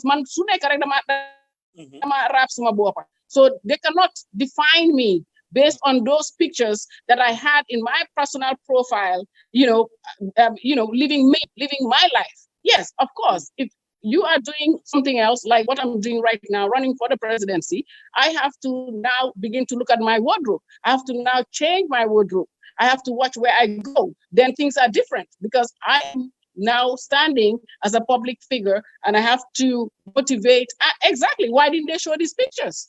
I'm showing them now. Fair and balanced. I'm showing them. Exactly. Fair and balanced, right? So look at Lee, mangi melni kulifin top to bottom, everything covered. So why didn't they bring these pictures out? Because this too was in my personal life. So why didn't they show this? But they want to, bring you down as a woman. Hamga, they stigmatize bugala you before hamne nekulofa. Understand ga bugala wache because we are women. Why don't go la? Busolon hapati bem one mosu sanyune take diu sansena. You understand? Bu sole lo xamne kola bangi gëna bisibiti ñu na ak ci sansena way suma lon dara suma kola bi gëna xana ki lan la def xana dafa umba. Everything they will say. So you know what, I welcome it because without all this criticism, I will not be the person I have to be. You understand? When I went to that inauguration, I was probably one of the well-dressed ladies there. So these are all things that I like my daily life. This is a day in my office on a Saturday. Most people don't work on Saturday. I work on Saturdays. This is in my house. You see the picture right here. And this was I can show you different kinds of pictures of me, And so they choose the one that they want to use. You are a free person that does whatever you feel. You do you. This is me. This is my personal life. Exactly, wherever I go. Okay. This is my mother. That's my mother and my daughter. Oh, okay. Okay, that's your mom and your daughter. Yeah, so these are my family. My late mom, she passed away. That was just before she passed away in Illinois, in Chicago. Okay. So you tell us politics, but next time I get them, and I know we've been here for my voice is getting hoarse. Wow. So recently, some people we have heard Gambia has been blessed with female vice presidents all along. And you are still talking about the plight of women. Gambian, Ndawi Gambian, ñooñu nga ñëwal ñoy sa agenda. Of course, yena sax nga matta foofu ne góor ñi ak yeen lañ ñëw pour dimbale, waaye jigéen ñi ndaw ñi ñoo la tax a jóg. Amoon nañ vice president bu jigéen. Very long time. Aissatou Njie say this since after Port Singate mo fa nekk benn fi Yaya Jammeh génna. After Lulu, of course, Fatmata Jallow Tambajang, Neka vice president. Ñu génnee ko fa Lawyer Ousainou Darboe talk briefly, then after ñu indi Dr. Aissatou Touré, and she's been there over a year. Female vice president sek lañ amoon, and still all the concerns that you raise are still there. What is your take on ñooñu and the role that they played as jigéen, as mother, because you are appealing to that sense of jigéen ñi yaay lañ lipin lañ. Those are women and they were moms as well. What will you do differently that those people, because they hold the second highest office in the country? Yes, listen, for me, I tell people, ku nekk rek ak yow naka nga mel, xam nga ak li nga def. Ñoom ku nekk si ñoom, whether we like it or not, they did what they can do and in their capacity, and they did what they had to do at their time. You understand? Man, what I have to do is different in the sense that one, I'm not running for vice, I'm running for the presidency. Two, I have the women and youth behind me, you know. So these are, and because of them, matahaw, mantahawal mo suma bopa, ñoo push, ñoo matahawal. So obviously, su fekkee ne ñoom dañ matahawal, seen interest pour ñoom la, because I want to be able to help them in a bigger capacity than what I am doing right now. So we are all different. Ñoom li tax ñu jóg, ñoom xam nañ ko, man xawma ko. Regardless of li tax ñu jóg, def nañ li nga xam ne moom lañ war a def at their time. Loolu lañ mun a def. And you cannot blame them for that. Maybe it's what they found in place at the time that they were in office. Man li ma bëgg a def mooy li tax may koo def ñooñu ñu ngi topp sama gannaaw and they will hold me accountable. Maa ngi am benn si youth yoo xam ne kooku moom ragal la mu ne we will hold you accountable. Ma ne ko that is exactly what I want. Even suma defee these interviews, I go back to the drawing board. I said, what do you think? And they said, Auntie Marie, I said, no, you have to criticize me. And they criticize me. They tell me certain things, and I accept that because I want them involved, because that is the only way I can get better or good at what I do. Okay. Maybe these people, maybe they were to wash it, because Gambian feeding jamu. You know, when I warned them, I said, don't you ever do that with me. I want to talk to you. Demba sisa press conference laaj nañ la the issue of homosexuality. Political parties ci dëkk bi ñu bari ñu ngi génn di joxe seen position about it. You did a good a long analysis of it, di wax naka la fa demee ak ne dañ need to go back to the why lu tax góor jigéen ñi di def li ñoo def and the like. But ba tey dégguñ foo waxee sa position yow. Do you think Gambia is ready to have homosexuality and have homosexual laws that would protect gay rights? Because EU they defend gay rights in the country. Better politicians in you bari génna ñu melni UDP, GMC ak ñeneen ñi génna nañ di wax ne I mean we are not ready for that, and that EU war nañu respect seen position seen ada yi cosaan yi ñu respect suñ position. Let's know yow lan mooy sa position. Def nga but what is your position? Xam nga li ma la wax rek mooy li ci nekk xam nga suñ toogee di jël lu nekk di ko suul di ko gas di ko suul benn bés suñu tap suñ kanam ñu ne way xaw ma woon te fekk mu fi woon waaye ñu ngi koo jël di ko suul. You understand? We all know in the Gambia we have people that claim they are homosexuals, or they claim, and they had to do that when they left the country. Now, like I said, we have cultures and we have our values. We need to start in our culture, sensitize people to identify pedophiles, and we identify our young children when they're being abused, and the kind of friends that we say these are our international friends and all that. If we say, okay, this is all brought in by the international community, maybe then we need to really start getting prepared, and you have some kind of platforms where we start sensitizing people and also teaching them what it is and how to identify a pedophile when they see something that is abnormal, to report it. Also have a system in place as far as technology. When we have people coming to the country or pedophiles and all this, we know how to track them down. Because our Gambia is open. Gambia is a tourism, we make money out of tourism. Our economy, one of our greatest economy is tourism. And we need to watch what kind of people come into our country, and, whether they're criminals or whether they're pedophiles in US and all these countries, they have that. Even though in the case,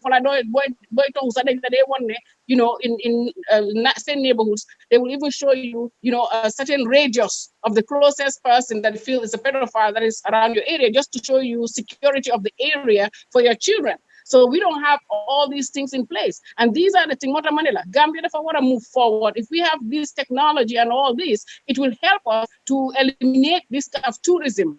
You understand? Because every type of person is coming here, of course, because we have all this cheap tourism. So everybody can afford to come to Gambia. And then when you open that floodgate, that is what comes in. Now, then you have our children and our grandkids, who are just playing game because it exists. You understand? And then we wonder, how it happened. So now to be able to prevent that is to try sensitizing people. Try sensitizing people. Man, the way you are breaking it down is very clear. But what is your position? Is Gambia ready for gay rights? Do you support gay rights or not? I foog nga ne Gambia war nañoo am loi yoo xam ne dafa protect gays ak lesbians ñi nga xam ne dañ bugg a nekk góor jigéen ak jigéen góor pour ñuy mun a sëy si biir tekk bi ñu dox képp ku leen laal ku leen def dara loi tegu sa kaw ndax yow loolu nga pare ndax bëgguloo loolu foog loolu nga xam naa ne ñun ñëpp nit lañ ñun ñëpp dañ war a am rights whether you are we are Gambians and as Gambians every Gambian's rights should be protected, period. So gays' rights should be protected. Well, like I said, we are Gambians. I identify everyone as a Gambian. So whether you're gay or not, our rights are protected. You understand? Because that is already in our mandate, in our constitution. Though you are all protected, we observe human rights. We don't have anybody being abused or anything in our society. So I think our rights are protected. Wow, but then gays, everybody's right is protected as a citizen. If you say they're Gambian, special clause. Everybody as a Gambian. I look at the person, not his way of life. So that is a way of life. Okay, so gays ñëwé di advocate pour ñom sen rights ñu pass a bill wala ñu advocate ñu sponsor a bill pour ne ñu yóbbu ko ci National Assembly bi pour nu make sure ne defet nañ ñom sen rights are protected mu nekk ay special clause boo xam ne dafa wax ne ñoom am nañ right pour sëy ci biir dëkk bi góor ak góor sëy jigéen ak jigéen ñu def lu leen neex yow what will be your position? Political parties am na dëkk yoo xam ne ba tey acceptuñ ko even dëkk yi nga xam ne ñoom si seen boppa naka tuddaati tubaab yi seen dëkk sax am na dëkk yoo xam ne ba tey acceptuñ ko te ñun suñ cultural values ak suñ moral values ak li ñu gëm xam nga accept ko. You understand? Right in it la waaye right to say ak nii loolu eggaanguñ fa. You understand? So we have to protect our culture. We have to protect our heritage. We have to protect our children. We have to protect that this does not get there. That is one of the reasons I said we have to put things in place so that we can start identifying this thing and address this issue and sensitize people. Once you have that, then it eliminates all of that. And then when it does happen, then you know then how to tackle that. Why egang fa? So betay dal da ngeen ko def yëfi politique ni ko ñoom Macky Sall ak ñoom président Barrow gaay defee waaw li ko xam tey mooy sa true position waaw dama support gay wala déedéet support ma gay loolu lañ bëgg a xam dañoo try pour protect suñ culture xam nga sa culture bi soo koy protect xam nga dafa am yoo xam ne ñun xamuñ ko Africa ñun xamuñ li you understand te Africa in general ñun ci sutura la ñoo wéyee ci sutura la ñoo déggee we have our like I said everybody's rights should be protected and these things, if we feel that these things are entering in our country or is going to happen, then we need to find ways to start sensitizing our populace so they understand what this is all about. But that way they can start identifying it and then create platforms to be able to talk to these people and create like a social, like a study, with them to understand how to take care of this problem. But to leave our culture just to go like that. So we say tubaab yi ak Americans ak ñepp bëgg ñëw suñu dëkk because suñu culture ta ñoom ñepp seen culture dafa réer amatuñ culture amatuñ culture so they come to Africa because of the culture because of how we preserve it and this preservation have to go on. Well, man kay li ma bëgg xam rek mooy déedéet wala waaw da nga support gay wala support lo gay waaw wala déedéet. The people have to decide that. Okay, na ko nit ñi decide. Okay. Final question. Because like I said, I cannot decide that. It has to go to a process. It has to go to the National Assembly. It has to be discussed. It has to be passed. And people look, like I said, come to all these, see what has been happening, look at the trends, put all these platforms that we put together to make sure that people were sensitized, people reporting, depending how many cases we have, put a study to it, and then people can decide that, and it will be decided to the level that it is supposed to be decided, and then we can pass a law which favors or don't favor. Okay. I cannot decide that. Dinañ ko bàyyi foofu noonu since you ngeen na ko nit ñi decide dinañ ko bàyyi foofu. The final Well, because loolu dafa war a pass through a system. They dañ war a am study yow am nga sa position waaw okay dafa pass through a system waaye loolu terewul yow am nga si sa position and politicians yëpp issues yi xew ci dëkk bi we question, we engage different politicians about policy. Why being engaged? Man li ma ci wax man dégguma any of them wax ci ñoom man dégguma kenn wax ci li ma wax man li ma wax ñoom wax nañ ci UDP wax nañ ci GMC wax nañ ci a lot of parties wax nañ ci seen position ñoom ne what they think is ne at this point ñun dañ am suñ aada ak suñ cosaan and that Europeans war a respectal aada ak cosaan boobu noonu let them deal with their cultures. I mean ñu bàyyi ñun tamit suñ bos which means because suñ aada ak suñ cosaan moo tax ñoom ñuy fee ñëw in the first place suñ amutoon aada ak suñ cosaan we're just like them there'll be no interest to come to Africa. Okay, yow sa personal position system si nga wax yëpp understand nañ ko waaye yow sa position or your government's policy, for example, because my government policy will be to put things in place where we can sensitize people and then have a system where it can be reported. When you sensitize people to identify these problems, and if there's a problem or a pandemic or whatever of that problem, then we can now address it on the level it is supposed to be addressed, and then steps will be taken to do what we have to do at that point. Okay. But until then, my stand is where it is. Okay. Legi limala laaj moy affaire citizenship because it's a big concern. Si new constitution bi so bu gene ka president ni Gambia munuloy nek citizen ni benen deka. Are you a US citizen? Are you a US citizen? Do you have citizenship in US and Spain or ndax ci ñaari yeb nga am citizenship? Well, when the time comes they will see. Okay, you cannot tell us now the citizen ni deka nga. I'm gonna waxtaan naa yow tey de xoolal I'm tired. I'm drinking. My last question to you, okay? Citizen ni deka bi am nga nit ki soo yëngal dëkk bi def li nga def yëpp xam nga bon am na foo ko wéer noonu. So citizen ni deka bi citizen ni America. Dama laa wax rek am nga foo ko wéer. Fan nga wéer la. So time boobu su jotee we will do all that. Whatever is necessary for us to do, we'll do it. Inshallah. Okay. So final message to Nila Deglu. Like I said, Japanala for a second. It's first interview. Next time, I promise you do good day. The address exhaust. Look, guy didn't like it. I mean, Sulane hang and answer Nakosipa Usman Dumako Ansati. Sulane hang out Lulu, Sulane hang a Tontuatko. While like Nala, a lot of the issues that are out there. Oh, yes. We'll talk to you about policies. We'll talk about your agenda and the things that you have moving. Definitely. Alexa, final message to the people watching. Well, my final message to the people watching is I want to talk to you about when you start labeling our children and our women. You know, our youth are not lazy. You know, our youth want to work, but our youth don't have opportunities. That is the problem. Our women, we are strong. Our women are not weak. Our women just need a platform, and this is the platform right here, and this is the voice. So this is the time, and we need to stand because it is just us, it is for our children. Now I'm saying that, but also I'm not leaving our men, because as women, our men stand beside us, and I'm calling all the Gambian men also in solidarity to stand with your women and your children. Thank you. Okay, Jerejef Marie. Again, I know it was a very tough one. I understand. We go back and forth. My declaration, I hope no matter what, was Gambian talents gonna muka. Now you bari so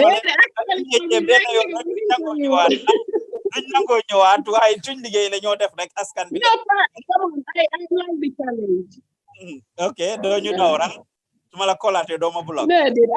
Challenge. Come on, you're from my challenge. My people have to challenge me, you know, and how I can be the best I can be. You understand? Well, if everybody's just accepting what I'm saying and what I'm doing, then you know we're gonna have a problem. Understand? Why so challenge me? Then you're just making me better, really, because I will know that I have to do better. If nothing, you have made history for Gambia, coming out, of course, during Thank you. trying times. I'm on for Dr. Aissatou Toure, yes, who came out to be a female candidate. But of course, at this minute, she's the vice president. And this round, you are the first person to come out for the 2021 presidential election to announce your interest to become a candidate for the presidency as a woman. And Lulu is something that, of course, needs to be celebrated. It's history. Ñun dañ dé faral di sul jëf lu ci bari té li nga def lu bari. And I can relate to it. We are in talent development and our platform is called Gambian Talents Promotion. So Linga Def is even in line with Ñun Lingo Def and we'll be glad to implement your efforts and work with you even on some of the projects. Thank you. Yes. So we are proud of as a Gambian and being in a place where, of course, Sunniti are bent on crucifying each other. Rawatina nak nga nek you are ready for these things. As by individuals ñu génné say mbot génné yu bari yo xamné lu wara nek ak lu wara nek. So we are very proud of you. Thank you very much. Thank you. Thank you so much, sir. Thank you so much. I appreciate you. Thanks. Thank you very much. All right. Déglu di ñu sétane machallah koku moy Mary gis ngeen Mary nono amin Marie Sok an aspiring presidential candidate for the Gambia. Of course, Marie ñono nak ne dafa bugga nek the president ni dëkk bi muy li am solo ngeen gis ko nak bobu ba tey li nga xam ne moom la nekk di waxtaan naag moom more than 2 hours biñ commencé programme bi ben tey ngeen déggalu am solo loo xam ne jot na ko fee wax ne moom kat su taxawee bugga naa génne ndaw yi ci coono bugga naa génne jigéen ñi ci coono bugga naa defar dëkk bi pare ngut nag dem na IEC joxe na lettaram pour wane ne dafa bugga nekk président ne dëkk bi waaye fii ba décembre suñ ko ne pour ñi xamul rek Gambie jamono jiñ toll ni political party bari nañ président Barrow register na party bi sometimes earlier this year ngeen dégg ko dégg nañ fi Gumbo Touré mu form political party boppam Bibi Dabo génna form political party boppam Citizen Alliance am seen political party boppa you name it party yi bari nañ ci dëkk bi ci jamono ji and according to the IEC they have a lot more parties that are to be registered muy loo xam ne lu am solo la ñu war koo bàyyi xel nag as a country ngeen gis loolu noonu so jigéen war a ñëw taxaw ne moom bugguta form political party boppam waaye dafa bugg a def yu nu mel pour contribute to the development of the country dinañ continuer di ko monitor comme ni ñoo def yeneen presidential candidates yi képp koo xam ne dafa bugg a jël suñ dëkk bi na nga pare xam ne dañ toll si level boobu ni ñoo scrutiniser Marie noonu la ñoo scrutiniser any other person ku taxaw pour ne da ngaa jël suñ dëkk gone are the days when politicians dinañ ñëw ne dañoo mbaamal Gambians yi gone are the days when people ñëw use seen interest ne dañ bugg a ñëw pour taxawal li wala taxawal li képp ko ñëw pour pare defar dëkk bi pareel takka sa ndiga pare pour liggéey because dang fi war a nekk pour askan bi gone are the days when politicians will come jaay ñu wax ju rëy jaay suñ kilifa yi wax ju rëy amin jëndee leen saako maalo jëndee leen sukur wax leen wax yu rëy su ngeen ma teggee dinaa def li dinaa def lele ñu teg leen fa ngeen nekk sànnil ma karta ma gën la jamono jooju dañ ko passé jamono jooju dañ ko passé and I'm not talking about Marie by the way but all Gambian politicians képp ku nekk ci arena bi doore ko ci président Barrow dem ci ñoom ñëpp ñoom Mama Kandeh ñoom Lawyer Ousainou Darboe ñoom Halifa Sallah ñoom Mai Fateh ñoom moom Miss Sogak ñoom Dr Ismaila Ceesay ñoom oncle Bibi Darboe ñoom Dr Gumbo Touré ñoom ñi nga xam ne dañ form seen political party yëpp pare leen pour liggéeyal askan bi xam ne askan baa leen fa teg gone are the days that ngeen ñëw rek mbaamal askan bi ñu teg leen fa yéen ak seen njaboot ngeen commencé di tekki ngeen commencé di tedda ngeen commencé di nekk si jàmm askan bi di sonna duñ ko seetaan we will hold you accountable balaa ngeen a toog dafa am lu ngeen a wax askan bi dafa am li ngeen a dig askan bi mooy di 10 cardinal points ci Marie wax we have it on record our team was there to cover it video boobu weddiwul la mu ngi ci suñ Facebook page bi démba press conference bu mu def dem leen seetaan ko mu ngi ci suñ YouTube page bi dem leen seetaan ko yéen ñi ñoo topp Instagram wala Twitter dem leen seetaan ko 10 cardinal points fukki fan na la tàmm ci réew mi ne moom ci yooyu la bugg a dox yu ci mel ni ndaw yi ak jigéen ñi ñooy focus am ñu seen ndax su toogee dina liggéeyal ndaw ñeeg jigéen ñi mu ne unemployment liggéey amut ci dëkk bi bugg naa fànq loolu price regulation mooy ne bagage yi dañ cher ci réew mi bugg na koo régler ak yeneen yoo xam ne wax na ko wér bu yaram yi dëkk bi mu ne bëgg na koo régler njàngu mi éducation gi mu ne bëgg na koo régler ay fukki fànn la tànn ci réew mi mu ne moom yooyu la bëgg a doxal suñ ko defee président yi réew mi fukki fànn la mari tànn ne yooyu la bëgg a doxal UDP am nañ seen agenda boppam président Barrow am na agenda boppam keneen ak keneen am na agenda boppam ku nekk si ñoom agenda bu mu am ñu ne moom lañ bëgg a doxalee réew mi suñ toogee foog ñu xool leen accountable yaa fi waxoon nangam yaa fi ne woon nangam yaa fi ne woon nangam comme niñ xoolee président Barrow accountable for 3 years Gambian si loolu ngeen war a def déglu leen seen politicien ci bu leen dégloo gaay xool dégloo leen xel bu leen seet ne dama bokk ak lawyer Ousainou Darboe dama bokk ak Halifa Sallah dama bokk ak Mama Kandeh dama bokk ak Adama Barrow wala suma dëkkandoor la wala dafa sey ak suma mbokk wala lii wala lële wala moom mari soog téedéet nañ leen seet lan lañ wax ne loolu la ñoo defar réew mi fukki point yu mari wax yépp point yu am solo la the 10 cardinal points that she is talking about are very important li mu wax ne loolu la pare pour defar réew mi lu am solo la ay fànn yoo xam ne la réew mi dañ ko soxla pour ñu liggéey si fànn la yoo xam ne dañ ko war a jàppale su fekkee ne mu ne su toogee dina ko def ma ne ko naka la koo defee mu ne àggagut foofu dafa commencé rek di defaraat toogaayam dafa commencé di defar toogaayam génnoon rek pour wax ak askan bi fiñ toll nii nañ ko may bem defar kayitam bi muy manifesto bi Gambien si nañ leen commencé di seet parti si ak seen manifesto ñu bañ a seet liñ bokk ak borom parti bi wala ñi jiite parti bi ñu bañ a seet ban xeet lañ ndax borom parti bi olof la soose la njaago la pol la jola la the bottom line is Gambian politics noonu la nekk di demee tribal politics la it's just the fact for the most part suñ mbokki joolaa yi ñu ci bari APRC la ñoo sànnil karta foo ñi gi soo si demee historically over the years bi Yaya Jammeh toogee ba tey foo ñi moo fa nekk di win for the most part historically Mandinka settlements yi wala dëkk yu ci bari UDP lañ doon sànnil karta it's just the fact du luñ mun a nëbba place yi pol yi nga seet ko ñoom am Mama Kandeh ak Amat Bah seen place yi ñoo win mooy dëkk yi nga xam ne mooy seen bees yi dëkki pol yi it's just the fact. Should we graduate from this? Because ku wara jité boppi nguur gi wala ku wara nekk ci néegi député yi kooku nekkalut fa pour goxam rek wala tribe am rek dafa nekk pour ñëpp. This is the bottom line. Képp ku ñëw ne da nga bëgg nekk président ni Gambia wala da nga bëgg nekk député soo demee ci néegi député boobu noonu su boobaa toogalaat loo fa sa gox rek. You are not sitting there just for your constituency. So fekkee ne député nga toogal fa Badibu nekkal loo fa Upper Badibu wala Lower Badibu nekkal loo fa Lower Salum wala Upper Salum nekkal loo fa Upper Fuladu wala Lower Fuladu nekkal loo fa Ñoomi nekkal loo fa Kombo East wala Kombo West nekkal loo fa Serekunda.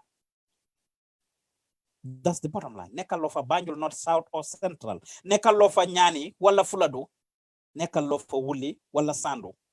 You are not there for those constituencies. You are there pour defar loi pour réew mi yépp pour askan bi yépp te kon su boobaa su ngeen a sànnil karta bu leen sànnil koo xam ne daf leen a toppatool yéen rek seen interest yow sa kër jagee te sa kër dëkkandoor jagut sa kër jagagut de olof ñaay ne xedde ko ci balaa ngaa lakkale président yi réew nag is the highest office in the country.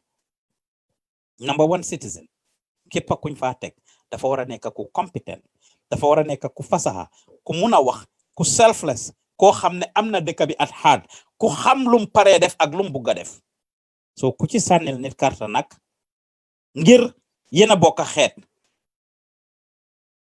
pol la mandinko lemu olof la saraxule la yaa ngi nax sa boppa you are betraying the country yaa ngi nax réew mi sa gédda wala li réew mi soxla si yow nekkuloo di ko def you are deceiving your country if you are listening to me te nga pare woon a sànnil karta Mama Kandeh because pol la Amat Bah because pol la lawyer Ousainou Darboe because Mandinka la wala président Adama Barrow because mu ngi am rax ci saraxule wala Halifa Sallah because olof la wala pol la bum ci munti nekk rek ko sànnil karta ku ne parti bu nga sànnil su dee dang leen a sànnil based on seen tribe wala based on gox buñ jógee seetaatal sa boppa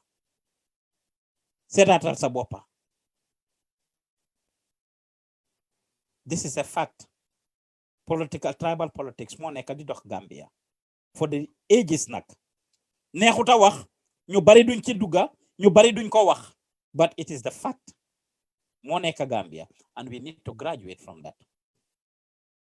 Politics of handouts. Politicians yi ñëw jël xaalis jox la saako malo jox la saako sukur jox la saako dugub or whatever lu la gaay di jox pour nga sànni leen karta. That's not how it works, unfortunately. We should not be voting for people based on tribal lines. We should not be voting for people based on what they are bringing for us. You should be voting for people based on liñ am pour indi askan bi for the greater good.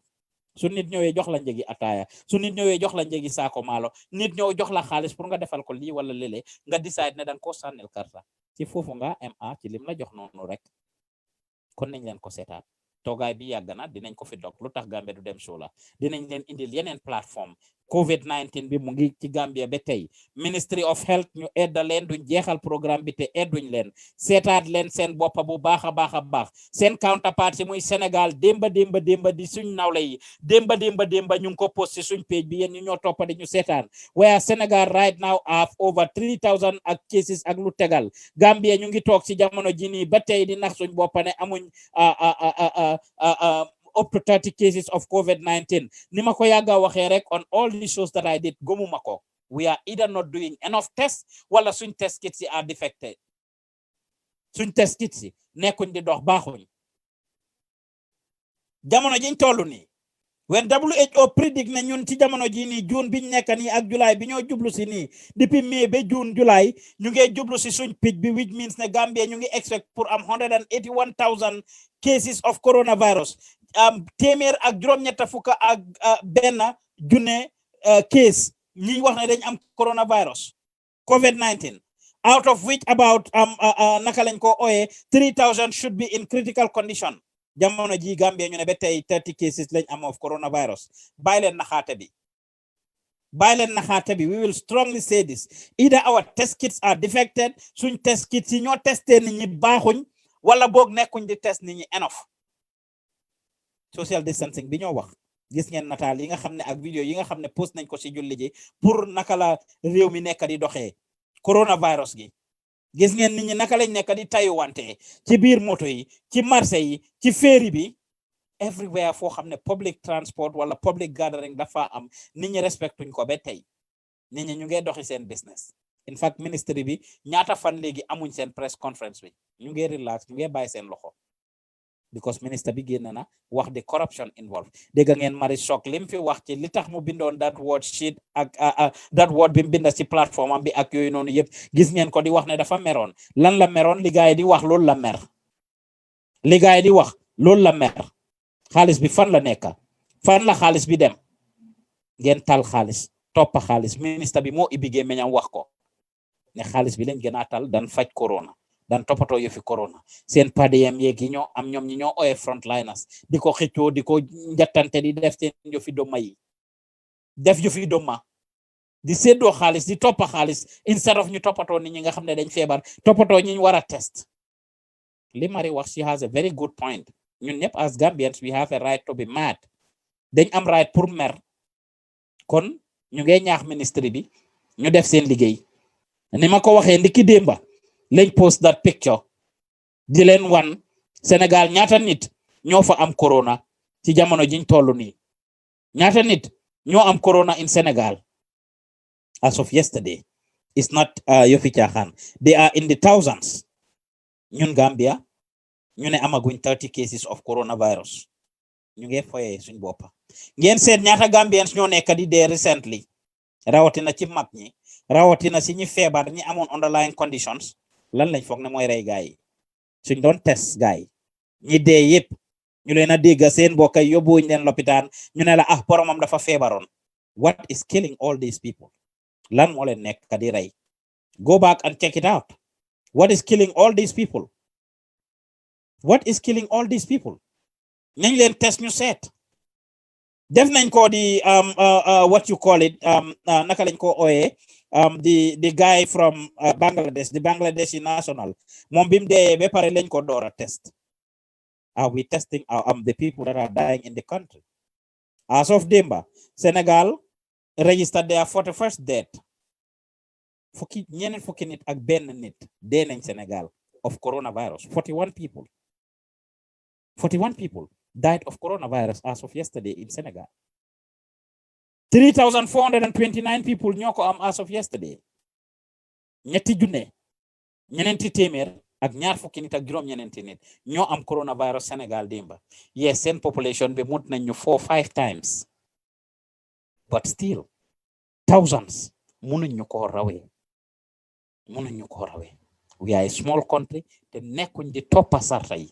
Su ngeen gisee National Assembly reject président bi lim laajte muy ñu external ko emergency declaration bi pour declare dëkk bi state of emergency for another 45 days ba tax mu use dooleem ji jël 21 days bi ko constitution bi jox. Su ngeen gisee loolu happen, something is wrong. Député yi tobuñ rek def loolu. Def nañ fi emergency declaration, sarta yi ñu war a toppa muy regulation ci toppuñ ci yu ci bari. Liñ war a def defuñ ko, police yi jumtuwaay yi ñu soxla amuñ ko, defuñ seen liggéey niñ ko war a defee, health workers yi liñ soxla amuñ ko, defuñ seen liggéey niñ ko war a defee, ak képp koo xam ne daf ci am cër.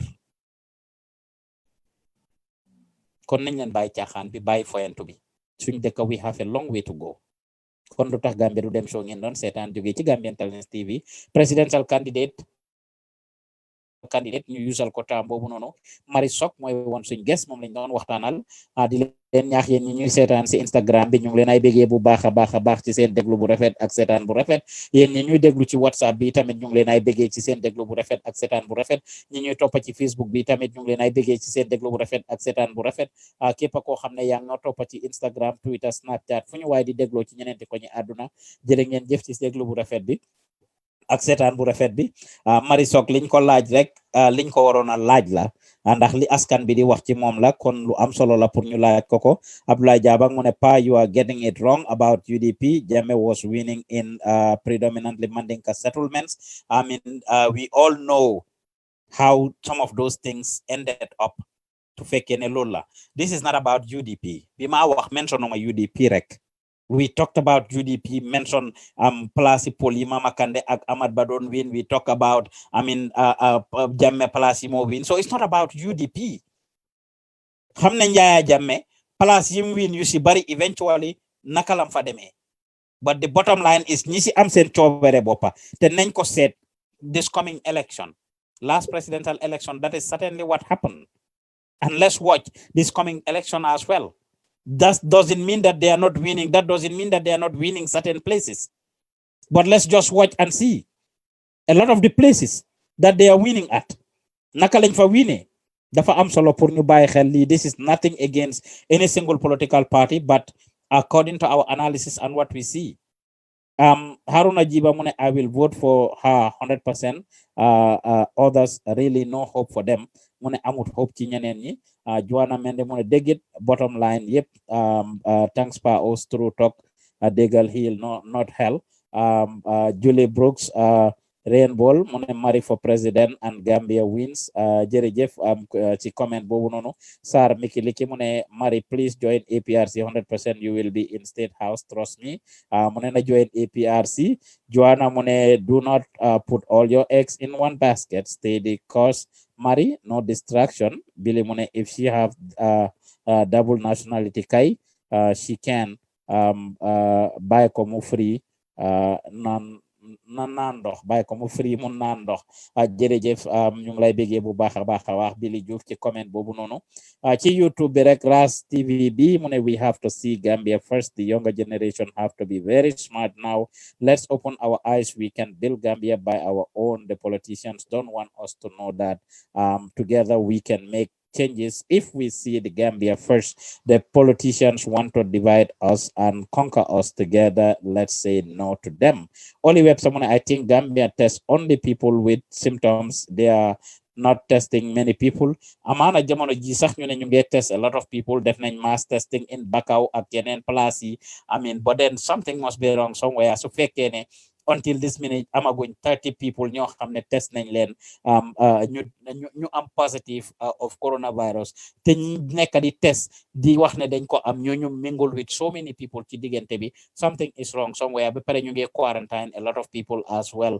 I mean hundreds of people lañ jot a quarantine biñ commencé lii ben tey and pour wane ne everybody is almost COVID-19 free jéggi na dayo amuñ a single death until this minute that is registered with COVID-19 ñaanaluñ ko dëkk bi. People will say lolu I know yéen da ngeen nekk di ñaanal dëkk bi da ngeen ñu ñaanal ñu am ñu day of corona but enwood xam na lu boppa antan we cannot be different from other countries. Lolu is just a fact. We cannot be different from other countries. Mënuñoo raw yeneen countries yi mënuñoo ëppale gaay I mean A B O C ba yeneen dëkk yëpp nit ñi di fa dee Gambia kenn du ci dee ba yeneen dëkk yëpp nit ñi di am ay thousands of people di ko am ñun ñu ne ay 20-30 people lañ am. It's not realistic. It's not. This is not trying to be negative. It's not realistic. But enwood xam na lu boppa antan def leen maat bi rek ngeen seetal ko seen boppa aduna yëpp di am ay thousands of cases ñun ñu ne 30 cases lañ am 30 suñu waxoon am nañ 500 cases sax is pretty better because Senegal a ngi nii am 3,400 almost 3,500 cases. Okay, suñu amoon 500 cases sax wala 100 or 200 cases but 30 cases amuñ ko ba tey ji we don't have 30 cases. This is a joke. They are not even doing their daily briefings fan yi ci julli gi dañ am pour jël break. People went back to their normal businesses. ñëpp dallu dem jël break pour julli def seen mbir. Ok na ko coronavirus xaar so bi julli gi jotee corona dafa am pour xaar dañoo post corona dem julli gi dallu def ñoo def dellu si waat ñoo commencé àllu bi di wan nit ñi ne ñu ngi liggéey pour corona. That's how it works. We are joking as a country. Te fee ñu ngi def lii Gambia du dem. We are joking as a country. Te fee ñu ngi def lii Gambia du dem fen dinañ saxaar rek waaye duñ tàkka. Kon bu leen fàtte pour subscribe to suñ channel bi su dee bi mooy first time ngeen seetaan ñu Gambian Talents TV on YouTube, like suñ Facebook page bi Gambian Talents Promotion, toppaleen ñu Instagram, Twitter, Snapchat ak LinkedIn Gambian Talents Promotion. Bu leen fàtte yéen ñuy seetaan si YouTube bi su ngeen seetee si ron video si rek di ngeen gis ay products foofu noonu ay coffee mugs, t-shirts ak cell phone cases ak yeneen su ngeen ko jëndee yéen a ngi jàppale Gambian Talents pour dugal koom-koom ci kër gi pour ñu mën a def liggéey bi niñ ko defee. ñu ngi leen a ñaax tamit ngeen support ñu through Facebook next to seen comment section bi di ngeen fa gis stars ability pour ngeen jokkal ñu ay stars wala yónnee ñu stars yooyu su ngeen ko jëndee rek dinañu help dugal koom-koom ci biir kër gi. Bu leen fa tey tamit next to the comment section di ngeen fa gis a green button with a white love sign ci biiram loolu su ngeen ko cliquer dina leen yóbbu to a secured link where you can just subscribe for just $5 a month pour mun ñoo jàppale less than $200 or thereabout fu si waay nekk ci Angleterre, America, Europe, Germany nga dem nekk Asia wala Africa wala Sénégal leneen place yi foo munti nekk India ci àdduna bi China mun ngeen ñoo support yónnee leen ko Gambia 7833524 7833524 ñu ngi jàngal ndaw yu bari naka la ñoo defee métier bi pour nekk ay journaliste ak ay videographer ak cameraman ak web design ak public speaking. Kon su ngeen ñu jàppale yéen a ngi dooleel ndaw yooyu noonu bu baax a baax a baax. The same thing jàppale leen ñu rek by donating to us through our PayPal account gambiantalents@gmail.com mooy suñ PayPal account bi. ñu nekk America mun ngeen ñoo seen cash app wala Zelle ci +1 404 593 6215 +1 404 593 6215 ñu nekk Gambia mun ngeen ko seen ci turi Binta Cissé suñ accountant bi wala Fat Samba country coordinator bi 7833524 7833524 mooy number to dial. ñu ngi leen ay bëggee bu baax a baax a baax di leen gërëm leen sant ci seen déglu ak seetaan bu rafet yéen a ngi doon seetaan Lutakh Gambia Du Dem soo jógee ci Gambian Talents TV su ëllëgee ñu indil leen yeneen programmes comme niñ ko waxee ñu ngi follow up with political parties yi ak seen reaction to what Mari said li nga xam ne moom la Mari jota wax ne ñoom nañ ñëw fekk si ko kon dinañ jot gaay seen reaction si ndax dinañ ko ñëw fekk si ndax duñ ko fekk si dinañ ñëw endorse ko jàppale ko ndax duñ ko jàppale ndax dinañ ko def mu jiite seen parti bi duñ ko def ñu ngi leen ay bëggee bu baax a baax a baax jërë ngeen Bala maate ñu naan dëkk bi du dem bala maate ñu naan dëkk bi du dem way naka la mooy demee fekk elente wuñ jàmm ku nekk bëgg a wana sa morom mel ni jën xam naa su desoon si yéen mi kon du nokki oxygène Pa Ousmane yokkal ma mic bi ndax ma mun na toog du dem Lutakh Gambia du dem ñu ne Sister Eva Sarr Ñu dem Ousmane. Lutakh Gambia Du Dem show. Every Sunday night on Gambian Talents Radio. Hosted by Pa Usman Juf and Eva Sad. 6 p.m. La GMT, just in case you ain't know. Ñu dem. Lutakh Gambia Du Dem show. Every Sunday night on Gambian Talents Radio. Hosted by Pa Usman Juf and Eva Sad. 6 p.m. La GMT, just in case you ain't know. Ñu dem.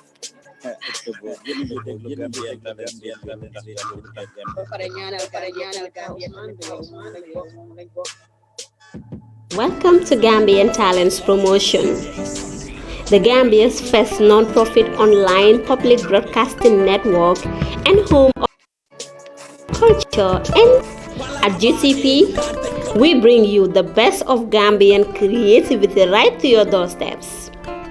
Sell your products and services to millions of Gambians and friends of the Gambia via our online radio, TV, and newspaper. Advertise your business and watch your clientele grow like never before. Our content from the Gambia gets the diaspora hooked up to our screen, whilst those in Gambia love what we bring for them from afar. This gives us a unique edge and separates us from the rest. If you want to be heard or seen by the world, contact GTP. We tap, nurture, and promote Gambian talents and businesses. Think promotion, think GTP. For all your event coverages, religious gathering, naming ceremonies, weddings, documentaries, music videos, TV and radio commercial, and more. We also do design and print jobs of all types, logos, business cards, brochures, flyers, t-shirts, coffee mugs, banners, billboards, catalogs, and magazines.